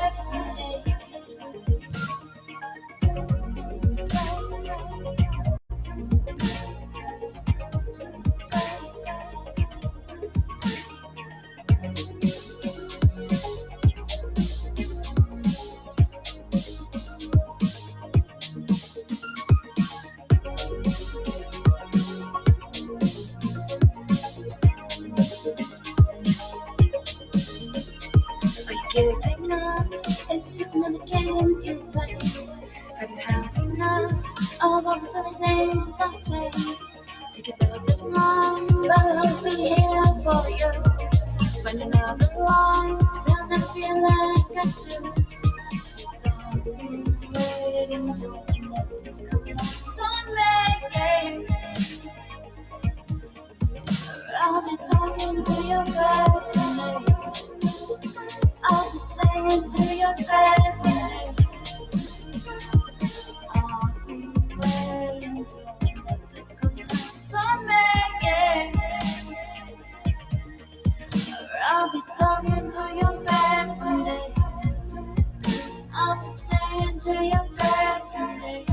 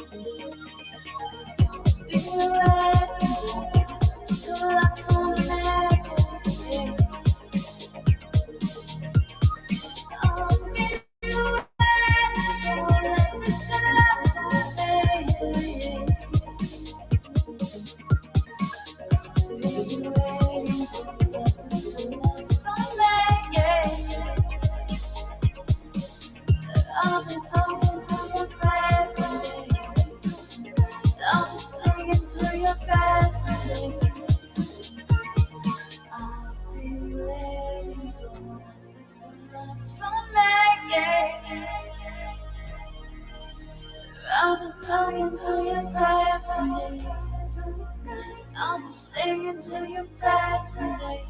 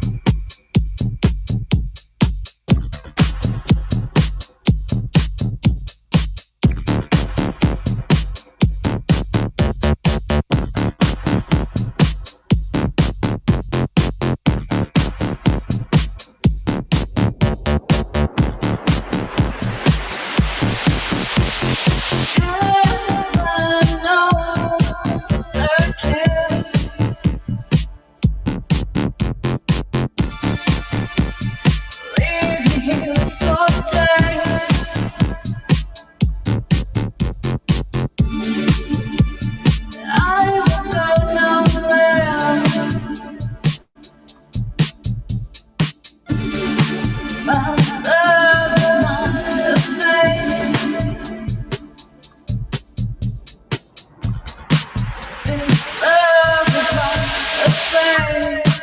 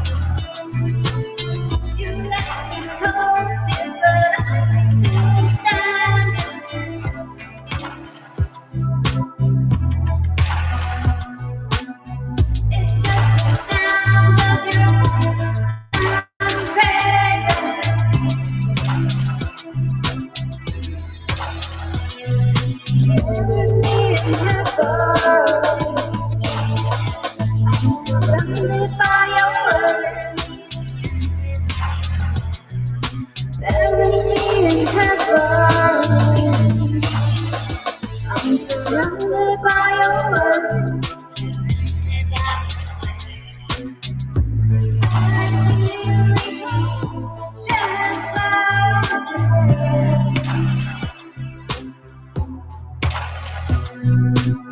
What will it take for me to get you here?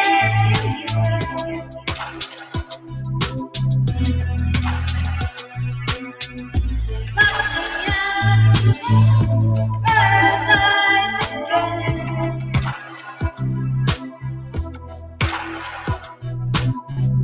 Shut me out, but I'll always be your friend. Bury me in heaven. I'm surrounded by your words.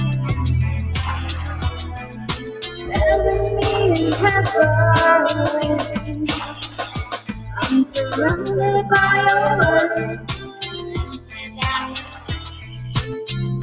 Things look back. And then until I found you, I felt the same. That ransom letter.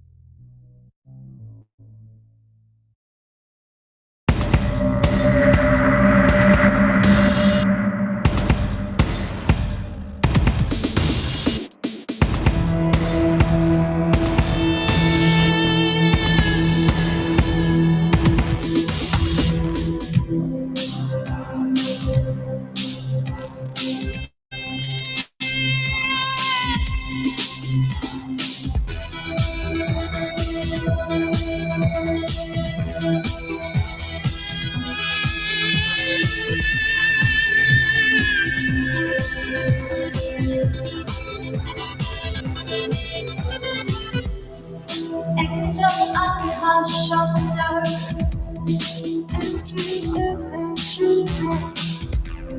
Devil in my bed.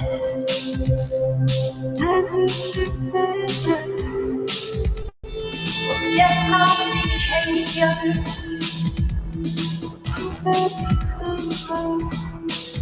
Didn't mean what I said.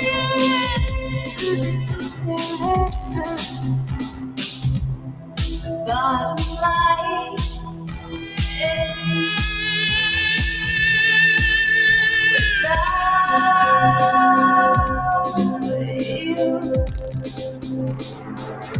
I'm torn and I'm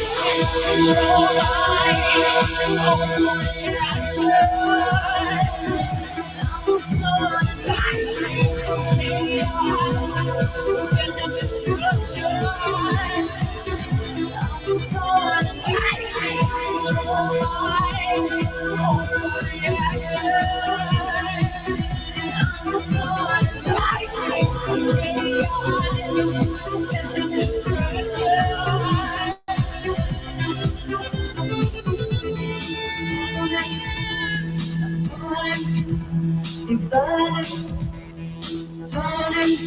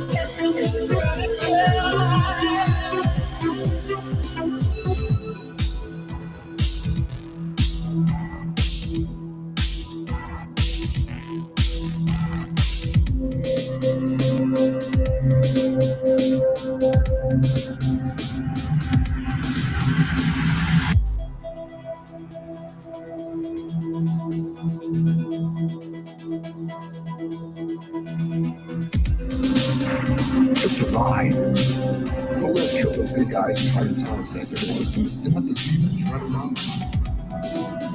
But it doesn't matter, because it's just a lie, and we can change it anytime we want. It's all we need, the choice. No record, no work, no job, no savings or nothing. Just a choice right now between fear and love.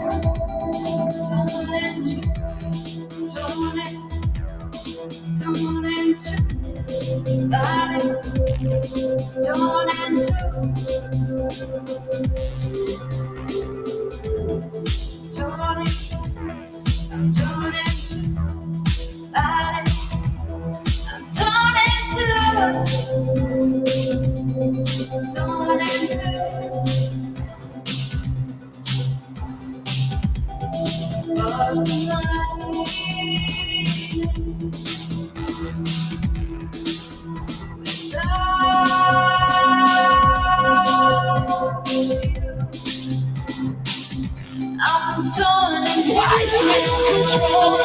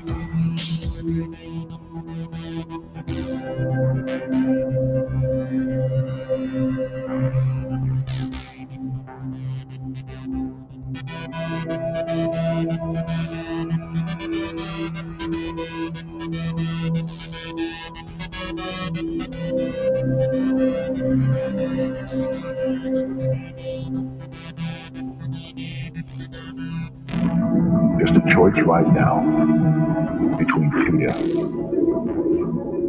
and love.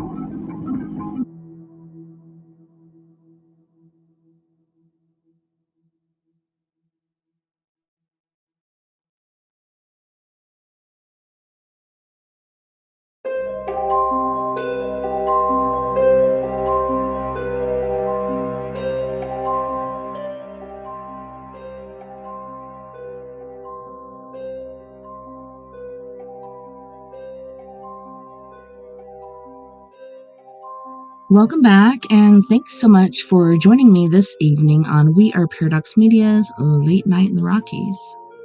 I'm your host, TessaTNT, and it's been awesome hanging out with you tonight. Hey, Brother Anthony, good to see you. So, by popular demand, instead of doing Reddit ghost stories, we're going to continue on with story time with our book, the world's 100 Greatest Mysteries. Strange Secrets of the Past Revealed. And it's been a very good book so far. I inherited from my grandpa Cookie this book and others when he passed away, and so that's what I've generally been sharing on Storytime. Alright, if you haven't caught the beginning of the show, make sure you go back and replay it because it was a pretty good show. I'm hanging in there, brother, trying to keep cool and keep my cool. The Grey Lady of Sherwood Forest. The old house sprawls in stately splendor beneath the outstretched arms of century-old oaks, the stone's throw away from the muddy banks of Virginia's historic James River. Known locally as Sherwood Forest, the house has been home to two presidents, William Henry Harrison and John Tyler. For 150 years, it has also been home to one of the Tidewater's most famous specters, the legendary Grey Lady. The present owners, descendants of President Tyler, are convinced something haunts their 44-room mansion. That's a lot of rooms. It's here, no question about it, said Payne Tyler, whose husband Harrison is a descendant of the 10th American president. Everyone who has ever lived here has heard it.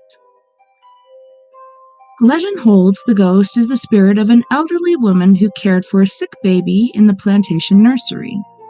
According to one version of the story, the baby died sometime before 1842.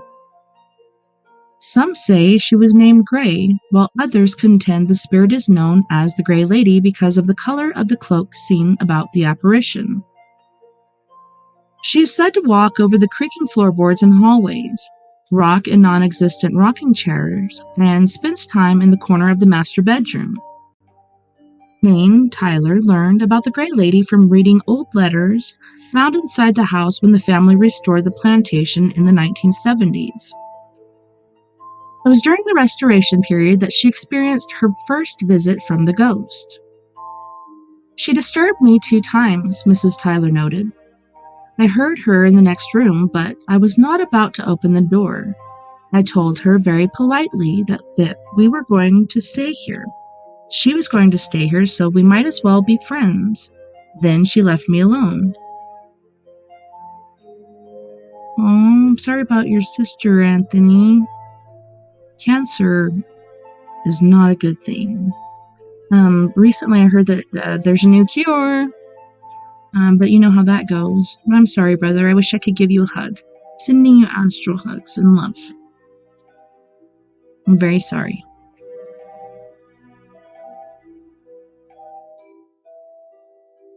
But she became a firm believer one night in the late 1980s as she slept in the house. Around midnight, she awoke to the sound of someone entering the locked bedroom. Someone walked across my room and piddled around in the corner, she said. You could hear them moving and shuffling things, and I thought it was a burglar. Then they walked over to the foot of the bed and stood there for quite a while, and then they went out. Mrs. Tyler added, I know all of this really sounds crazy. I would have never believed in a ghost or spirit until I came to live in a house with one. If you live in a house where there's a ghost in it, you believe in it. Borley Rectory.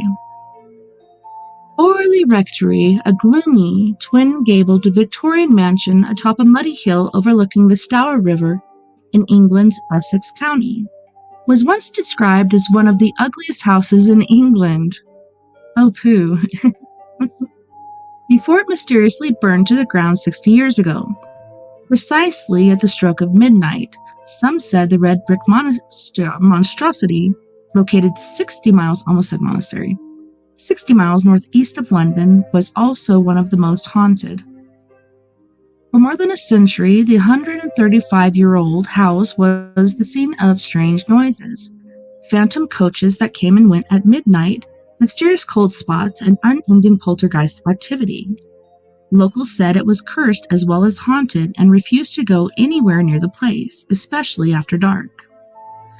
The most commonly reported apparition was that of a young nun strangled on the grounds more than 300 years ago.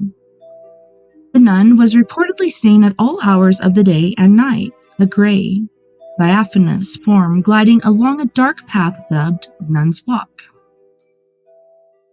Other phenomena included heavy footsteps tramping stairways late at night, objects appearing and disappearing, bells ringing and writing on walls. Organ music was often heard coming from nearby Borley Church, along with weird monastic chantings. In 1945, the Times of London called Borley Rectory the most haunted house in England, built in the year of 1863 for the Reverend Henry Dawson Ellis Bull. That's a long name. The brooding old building was supposedly situated on the site of a medieval monastery. See, that's weird that I picked up monastery when it was supposed to be monstrosity. Ghostly encounters began almost as soon as the rector and his family moved in. We heard strange footsteps almost every night, the rector wrote in his diary. Bells rang constantly, voices whispered to us in the dark. One daughter was awakened by a slap in the face. Another saw the dark figure of an old man in a tall hat by her bed. One frequent visitor saw a nun several times. No one was harmed, but the experiences were unnerving. The vicar's son, Harry Bull, took over the rectory in 1892 and stayed until 1927. In that period, a headless man was seen in the bushes. The phantom coach appeared almost every night. A cook reported that a locked door was open every morning, and 4 of Reverend Bull's sisters together saw a young nun who disappeared in full view. Edwin Whitehouse, who later became Benedictine monk, visited the rectory with his aunt and uncle during 1931. On one occasion, a fire started in the baseboard of an unused room. As the flames were put out, a flint the size of a hen's egg fell to the floor. Later, while the vicar conducted a service of exorcism in his room, Edwin and his aunt were hit by falling stones. In 1937, Harry Price, flamboyant founder of Britain's National Laboratory of Psychical Research, advertised in the Times for people of leisure and intelligence, who were intrepid, critical, and unbiased, to join a group of observers who planned to spend the night in the house. From more than 200 people who applied, he chose 40. Elise Howe, an Oxford graduate who accepted Mr. Price's challenge, swore he saw objects move. Others reported unexplained noises. Commander A.B. Campbell of the BBC Brains Trust team was hit by a piece of soap in a sealed room. Dr. C.E.M. Joad, the philosopher, another member of the team, reported that a thermometer recorded a sudden and inexplicable drop of 10 degrees. Price's investigation was sharply criticized by the media, noting that the celebrated author and parapsychologist had a reputation for showmanship. After his death in 1948, allegations of fraud were made, but none were proved. Precisely at midnight on the night of February 27, 1939, Borley Rectory caught fire and burned. Some observers claimed they heard screams of anguish emanating from the flames, though no one was in the house. In 1943, 4 years after the rectory was destroyed, Excavators digging a trench found fragments of a woman's skull and pendants bearing religious symbols. The woman's identity was never revealed, but some investigators suspect foul play. And they believe it was foul play that was involved and linked her ghost to some of the supernatural manifestations at Borley Rectory. Strange things continued to happen on the property, even as late as 1961, when torches, car headlights, and camera flashes all failed during an investigation of the site. In 1953 and again in 1954, newspapers reported sightings of ghosts in the vicinity of the rectory. Bricks taken from the Borley ruins and buried under a school playground at Wellingborough were connected with alleged appearance of a ghost. The burning of a Borley village chicken house was also linked to the rectory's haunted history. I wonder if they reused like certain materials from the house to build this chicken house. I don't know. Symphonic spirits. Robert Schumann, the great German composer, was having a bad day. Twice in one morning, he had tried to commit suicide, once with an open blade, the second time by throwing himself into the Rhine River near Bonn. The first attempt was thwarted by a nurse at the asylum where he was confined. "Why don't you let me die in peace?" he reportedly shrieked at a pair of fishermen who plucked him out of the river after his second attempt failed. He wanted to die, he said, to escape evil inner voices that had tormented him since childhood. In the beginning, the voices had been kind to the gifted young musician born in Saxony in 1810. He was only 12 when they came to him, whispering in a language not of this earth. As an adult, he called them spirits of the voice, but as a child, they were always giving him advice and warning him of impending danger. The voices helped him publish his first composition at the age of 12, a simple accompaniment to the 150th Psalm. It also helped him write and publish plays, poems, and translations of classical verse. At first, he was afraid of the strange murmuring.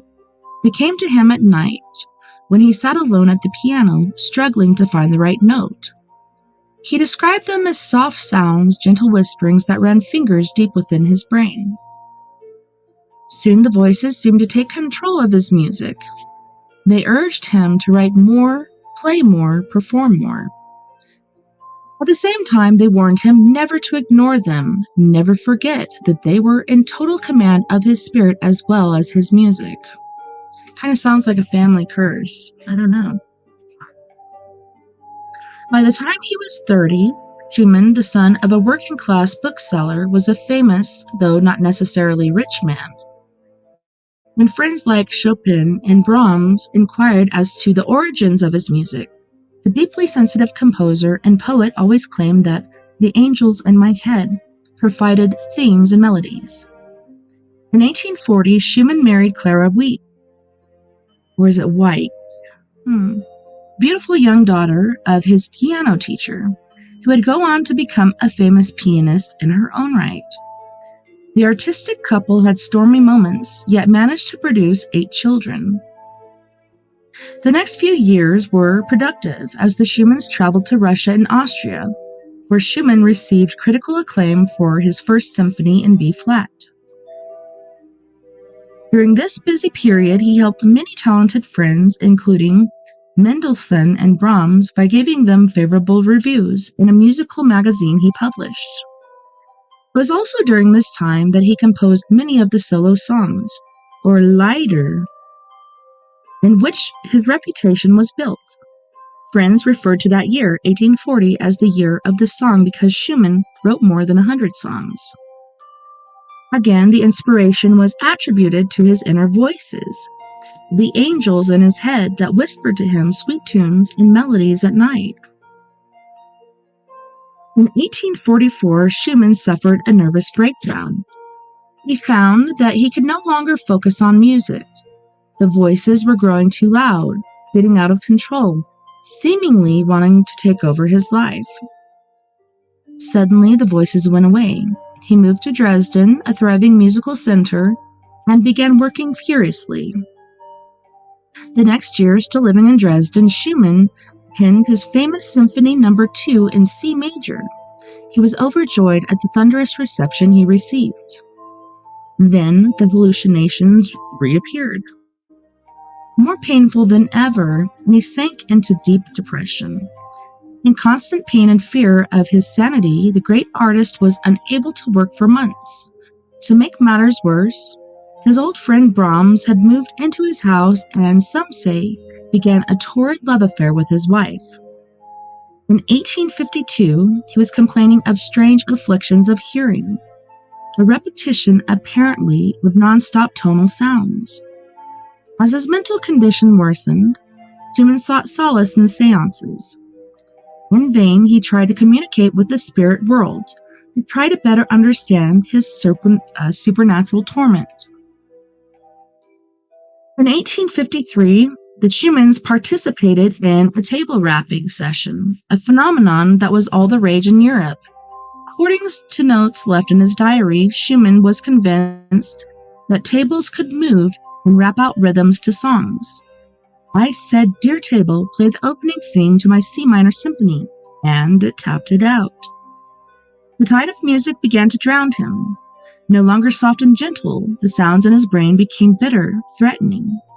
Then one day the sweet voices of angels returned, softly urging him back to work.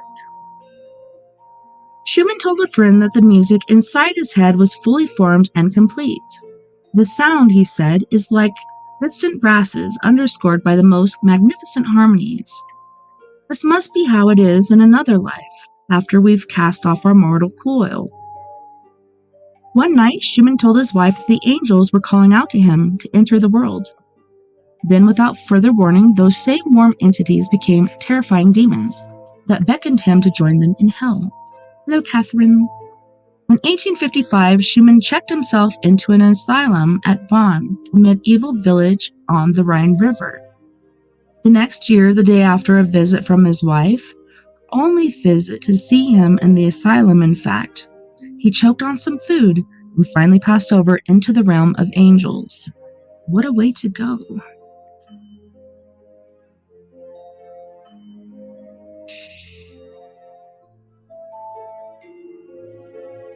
Ghost of Flight 401. Eastern Airlines Flight 401 is making its final approach to Miami International Airport on the night of December 19, 1972, when a panel light suddenly came on, indicating trouble with the landing gear. The pilot and flight engineer went to work trying to correct the problem.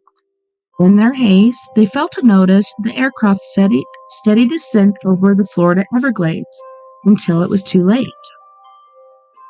Seconds later, the L-1011 jumbo jet crashed, killing 100 passengers and crew members, including the pilot, Captain Bob Loft, and flight engineer Dan Repo. An official investigation concluded that equipment failure and pilot error caused the crash. The tragic story might have ended there, but had not the Eastern decided to salvage parts of the downed plane and install them on other company aircraft. Soon after parts were incorporated into Flight 318, strange things started to happen. A flight attendant making her way down the aisle of Flight 318 fainted when she saw the ghost of Captain Loft standing at the rear of the plane. Other attendants claimed to see the dead captain's reflection in windows and in the galley stove's glass door. One crewman said he saw the captain's ghost sitting in a passenger seat, staring out the window, while another said he heard the dead captain's voice over the public address system, warning passengers to put on their seatbelts. "I know it was the captain immediately," one frightened attendant said when she heard the ghostly voice. Later, she saw what appeared to be the dead captain standing in the aisle near the back of the plane. He turned around and looked at me and smiled, then vanished. Witnesses also reported experiencing abnormal cold sensations and an invisible presence aboard other 011s that contained parts from Flight 401's wreckage. There were other manifestations of supernatural activity, including tools that suddenly appear in the hands of mechanics and power consoles that would suddenly flash on and off. Repo's uniformed ghost also appeared frequently, usually seen sitting in a plane's first-class section or crew compartment. He was also seen sitting in the cockpit as well. Flight officers said Repo always seemed calm and relaxed but very concerned about the safety and operation of the plane. Whenever the dead flight engineer's ghost appeared, it often made suggestions or gave warnings to crew members who only realized he was an apparition after he had vanished. On numerous occasions, the ghosts appeared in the cockpit, where they warned crew members about equipment problems and impending danger. But we will not let it happen, they reportedly told pilots. The sightings persisted for several months, then started tapering off after Eastern complained that they were hurting business. Management threatened to fire workers who continued talking about their ghostly experiences. Eyewitness reports continued, however, until Eastern finally removed the parts associated with Flight 401. In supernatural lore, ghosts frequently haunt airplanes, ships, trains, buses, carriages, and other vehicles of mass transit. But paranormal investigators say the haunting associated with Flight 401 was most unusual because of the large number of sightings and reluctance on the part of the specters to leave. Well, it's okay, Kathy or Catherine, that you missed the first part of the show. After we're done, you can always go back and catch it. It was pretty interesting. We did something a little different for the first hour, so I hope you enjoy it. Let me know. This next chapter is called Angels, Aliens, and Abductions. Flying Saucer Mania. Flying Saucer Mania was at its peak in the fall of 1953, when the Central Intelligence Agency convened a panel of top scientists, government officials, and military leaders to discuss what should be done to calm the public's nerves. For 6 years, starting with Kenneth Arnold's famous sighting of several disc-shaped objects skipping through the skies over Washington state, thousands of Americans had rushed forward to lay claim to similar sightings. Some even said they had been kidnapped and taken aboard a spacecraft, where they had been subjected to painful medical experiments. While most people laughed at such reports, the CIA embarked on a mission to uncover the truth. After months of study, the Robertson Committee concluded UFOs were no threat to Earthlings, but that UFO reports were. In the words of one panelist, if an enemy attacked our country, the report might be ignored as just another UFO sighting until it was too late. In the interest of national security, the CIA sought to repress sightings of UFOs. It concocted a bewildering array of explanations and launched a public relations campaign to convince the world that UFOs were not real and to smear the reputations of those who said otherwise. The Robertson Committee was not the first attempt to stifle public interest in UFOs. Project Sign, launched in 1947, shortly after the Arnold sightings, was the first official government investigation. A 6-month study found that 20% of all UFO sightings could not be explained. Project Sign was replaced by Project Grudge. Investigators were given strict instructions to find logical explanations for each sighting. From this point on, writes Janet Raihecki, in UFOs, the official government position was and has been that the idea of UFOs is ridiculous, and people who believe in them are either misled or crazy. In its first year, Project Grudge couldn't explain 23% of its cases. 6 years later, the investigation was upgraded and given a new name, Project Blue Book. Project Blue Book's purpose was to prove that UFOs were ordinary things that were misunderstood. Project leaders refused to release information about sightings unless they had been explained. Military personnel who spoke to the press could be fined up to $10,000 and sentenced up to 10 years in jail. The Condon study, launched in 1966, was another government attempt to quell public concern about UFOs. After investigating thousands of reports in a 2-year period, committee members were unable to account for 22% of the cases, but Project Blue Book was officially closed. After that, a number of citizen groups began investigating UFOs on their own. One of the most important was founded by Dr. J. Allen Hynek, an astronomer who had been a consultant to Project Blue Book. A skeptic initially, Dr. Hynek eventually became convinced that UFOs deserved further study and formed the Center for UFO Studies. Some serious private groups include APRO, the Aerial Phenomena Research Organization, and NECAP, the National Investigations Committee on Aerial Phenomena, said the government knew more than it was telling the public. Even today, many investigators say the Air Force and other government agencies are deliberately withholding the truth about UFOs.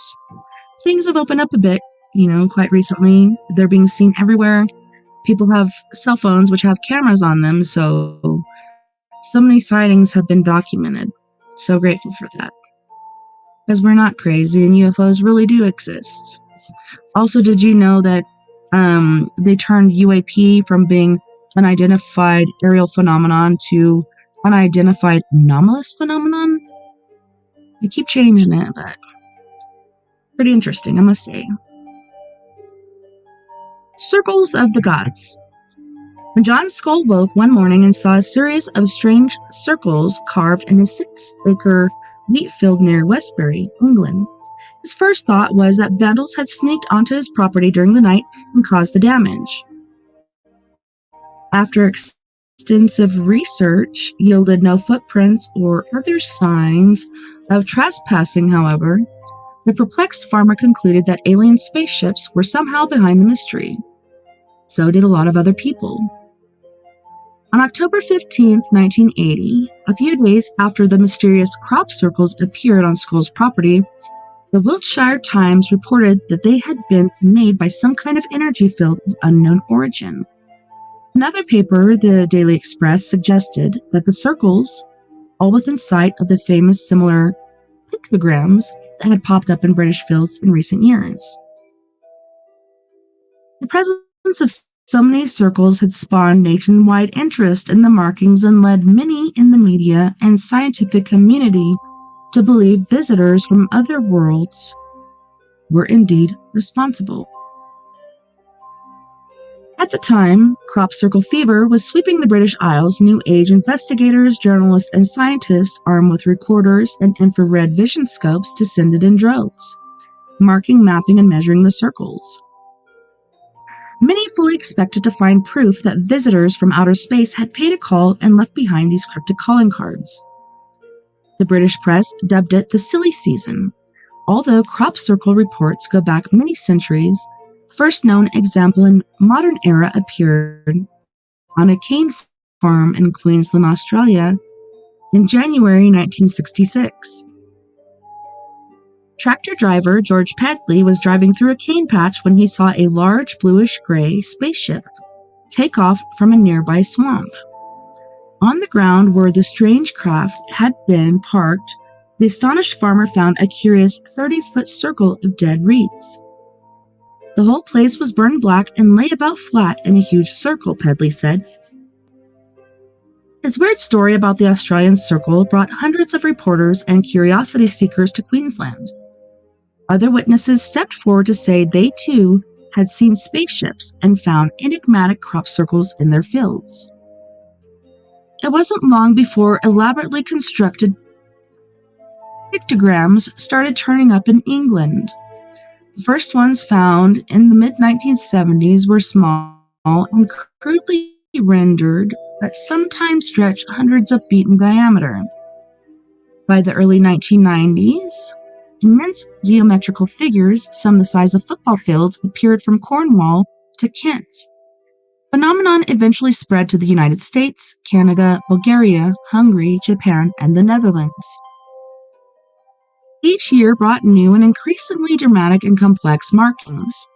Since most circles were showing up in southern England near Stonehenge, Avonbury, Silbury Hill, and other ancient sites associated with the mysticism, some investigators conjectured they were somehow connected to the supernatural. A few investigators who ventured close to the rings complained of giddiness and nausea, while others told of religious and mystical experiences. Today, crop circles have become one of the most famous and visually recognizable enigma of all time. The study of these baffling markings even has its own name, seriology. The variety of circles seems almost endless, from the simplest crude circles that appear to have been flattened out to complex geometric designs covering several acres. Sometimes the main circle is surrounded by a cascading series of smaller, though no less intricate formations. While some investigators claimed the circles had been produced by a natural phenomenon, whirlwinds, ball lightning, running hedgehogs, or elastic plasma fireballs, for example, many others insisted they were the work of UFOs. Several argued that the circles were mathematical and geometric attempts by aliens to communicate with Earthlings. Such designs have been found all over the world, in nearly every culture, ancient and modern. The earliest report of a crop circle came from a village of Assen in Holland in 1590. In the 17th century, an English scientist, Robert Plot, suggested that circular patterns in fields might be caused by rapidly descending blasts of air. Another said that they were the work of mowing devils. In their book, Circular Evidence, authors Pat Delgado and Colin Andrews suggest that these circular pictograms were created by some higher cosmic intelligence and were recognized by primitive tribes as well as more modern people. The late astronomer Carl Sagan stopped short of embracing the authenticity of crop circles, but admitted that at least one of his colleagues believed that extremely sophisticated mathematics were hidden in the enigmatic figures. By the mid-1900s, it began to look as if whoever or whatever was creating the circles took pleasure in taunting investigators. When believers in the whirlwind theory pointed out that the swirling had so far been clockwise, wrote Colin Wilson, another author who has investigated the mystery, counterclockwise circle promptly appeared. When it was suggested that a hoaxer might be making the circles with the aid of a helicopter, crop circle was found directly beneath the power line. Then, in 1991, Doug Bauer and Dave Chorley of Southampton announced they had been fabricating crop circles for more than a decade. Other hoaxers also stepped forward to claim credit, including Fred Day, who announced he had been making them all his life. For every admitted prankster, however, a dozen other believers have stepped forward to insist the circles are real. Some predict it's only a matter of time before the true meaning of the crop circle is revealed. And I'm a lover of History Channel and documentaries and such, and I believe on one certain show, I can't recall exactly what show it was, not only did they prove that these were not man-made, but there was weird growth in these flattened out like wheat or whatever crop it might be. There was like always a big crazy bulge where it bent over, and it just really looked different than those that were man-made. So that was pretty interesting. It was kind of pointing out the fact that there was radiation involved from these certain craft.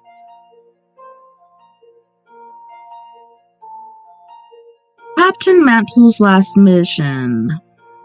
It appears to be a metallic object, tremendous in size, directly ahead and slightly above. I am trying to close in for a better look. Moments after uttering those strange words on the afternoon of January 7th, 1948, Air National Guard pilot Captain Thomas Mantell aimed his P-51 Army fighter into the Kentucky sky and flew off into oblivion. What strange thing did Captain Mantell, an experienced combat pilot and decorated World War II hero, see that afternoon that led him to his doom? That question continues to haunt investigators, more than 50 years after the tragedy. The government claims Captain Mantell saw a new type of weather balloon. Others, however, insist he accidentally came upon a top-secret experimental aircraft and was killed because of his discovery. Not so, say a growing number of researchers who suspect Captain Mantell's airplane was shot down by a spacecraft from another world, and accuse the U.S. government of covering up the incident. Captain Mantell's story began shortly after he and 3 other airplanes under his command took off from Goodman Field, now Fort Knox, in Kentucky on a routine training exercise. A few minutes into the flight, the control tower informed him that an unidentified flying object was in the area and told him to check it out. About an hour later, Captain Mantell radioed that he had made contact with the rapidly moving object and was in pursuit. He described the object as strange-looking, resembling an ice cream cone topped with red. Unable to keep up with the swiftly flying object and unequipped with oxygen, the other 3 P-51 pilots dropped out of the chase, leaving Captain Mantell alone. A few minutes later, he told the tower he was going to 20,000 feet, an extremely dangerous altitude. "If I get no closer, I'll abandon the chase," he informed the tower. Those were his last words. Minutes later, witnesses reportedly saw his aircraft explode and crash. Captain Mantell, a veteran of the Normandy invasion and holder of Distinguished Flying Cross, had now achieved the dubious distinction of becoming the world's first UFO martyr. Officials downplayed the report that Captain Mantell had been chasing a flying saucer when his plane went down. They said he probably blacked out from lack of oxygen and his plane simply ran out of fuel and plowed back down to Earth in a fiery spiral. Others aren't so sure. One retired Air Force officer who helped investigate the crash said that Captain Mantell, an experienced pilot all too aware of the dangers of anoxia, which is oxygen starvation, above 15,000 feet, was drawn into the clouds against his will. James F. Duesler, a former captain in the U.S. Army Air Corps, now living in England, was stationed at Goodman Field at the time of the crash. His primary duty was to investigate air crashes, though he sometimes worked in the control tower. When Captain Mantell's plane went down, he was called in to assist with the investigation. There were a number of things wrong with the official account of the crash, Duesler said in an interview with an international magazine. The damage pattern was not consistent with an aircraft of this type crashing onto the ground, he said. The official report said that Mantell had blacked out due to lack of oxygen. This may well have been the case, but the aircraft came down in a strange way. Although the government continues to deny it, Duesler said there had been other reports of glowing orange cigar-shaped objects in the area, the same day Captain Mantell's plane went down. One report put the second UFO over Wright-Patterson Air Force Base in Ohio, while another described an object coming in from St. Louis. There were other mysteries as well. For example, Duesler accused the government of faking his signature on a document issued by the State Department shortly after the crash. He said he never signed the document and doesn't know why the government would fix his name on the report without his approval. Most incredible of all, Duesler said that when he arrived at the still-smoking wreckage, he found no trace of blood in the cockpit or anywhere else in the plane. Captain Mantell's body had already been taken away, but Duesler was informed by others at the scene that nowhere on the body had the skin been punctured or penetrated, yet all the bones had been crushed and pulverized. Coral E. Lorenzen, author of numerous books about UFOs, spends years investigating the Mantell case and says, "I am not prepared to dismiss this theory that Mantell died chasing a weather balloon, except to say that no balloon flight for that particular area had been discovered in military archives. As far as I'm concerned, the Mantell case should be listed as unknown until the object can be positively identified. More than 5 decades later, the official investigation of the crash remains top secret.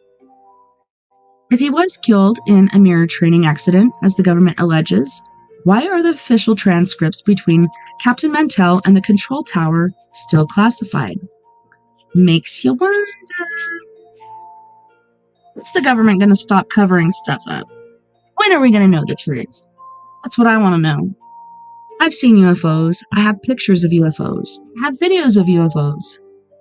Or UAPs, whatever you want to call them these days.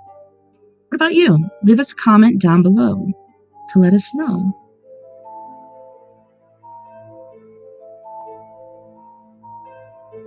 So I hope you guys liked the show this evening. My apologies again for not having our guest here. Stephen had to take care of his mom. Family comes first. So please, once more, put out some positive energy towards Steve and his mom for a quick and steady recovery. I'm hoping that she heals up quite nicely and in short form. On that note, boys and girls, this is the end of our show. Thank you once more for joining me this evening on We Are Paradox Media's Late Night in the Rockies. Thank you to all of our friends on We Are Paradox Media's Facebook, KPNL Radio, eTalk Radio, Twitter, Spreaker, iHeartRadio, YouTube, and wherever else you may be listening or watching this evening.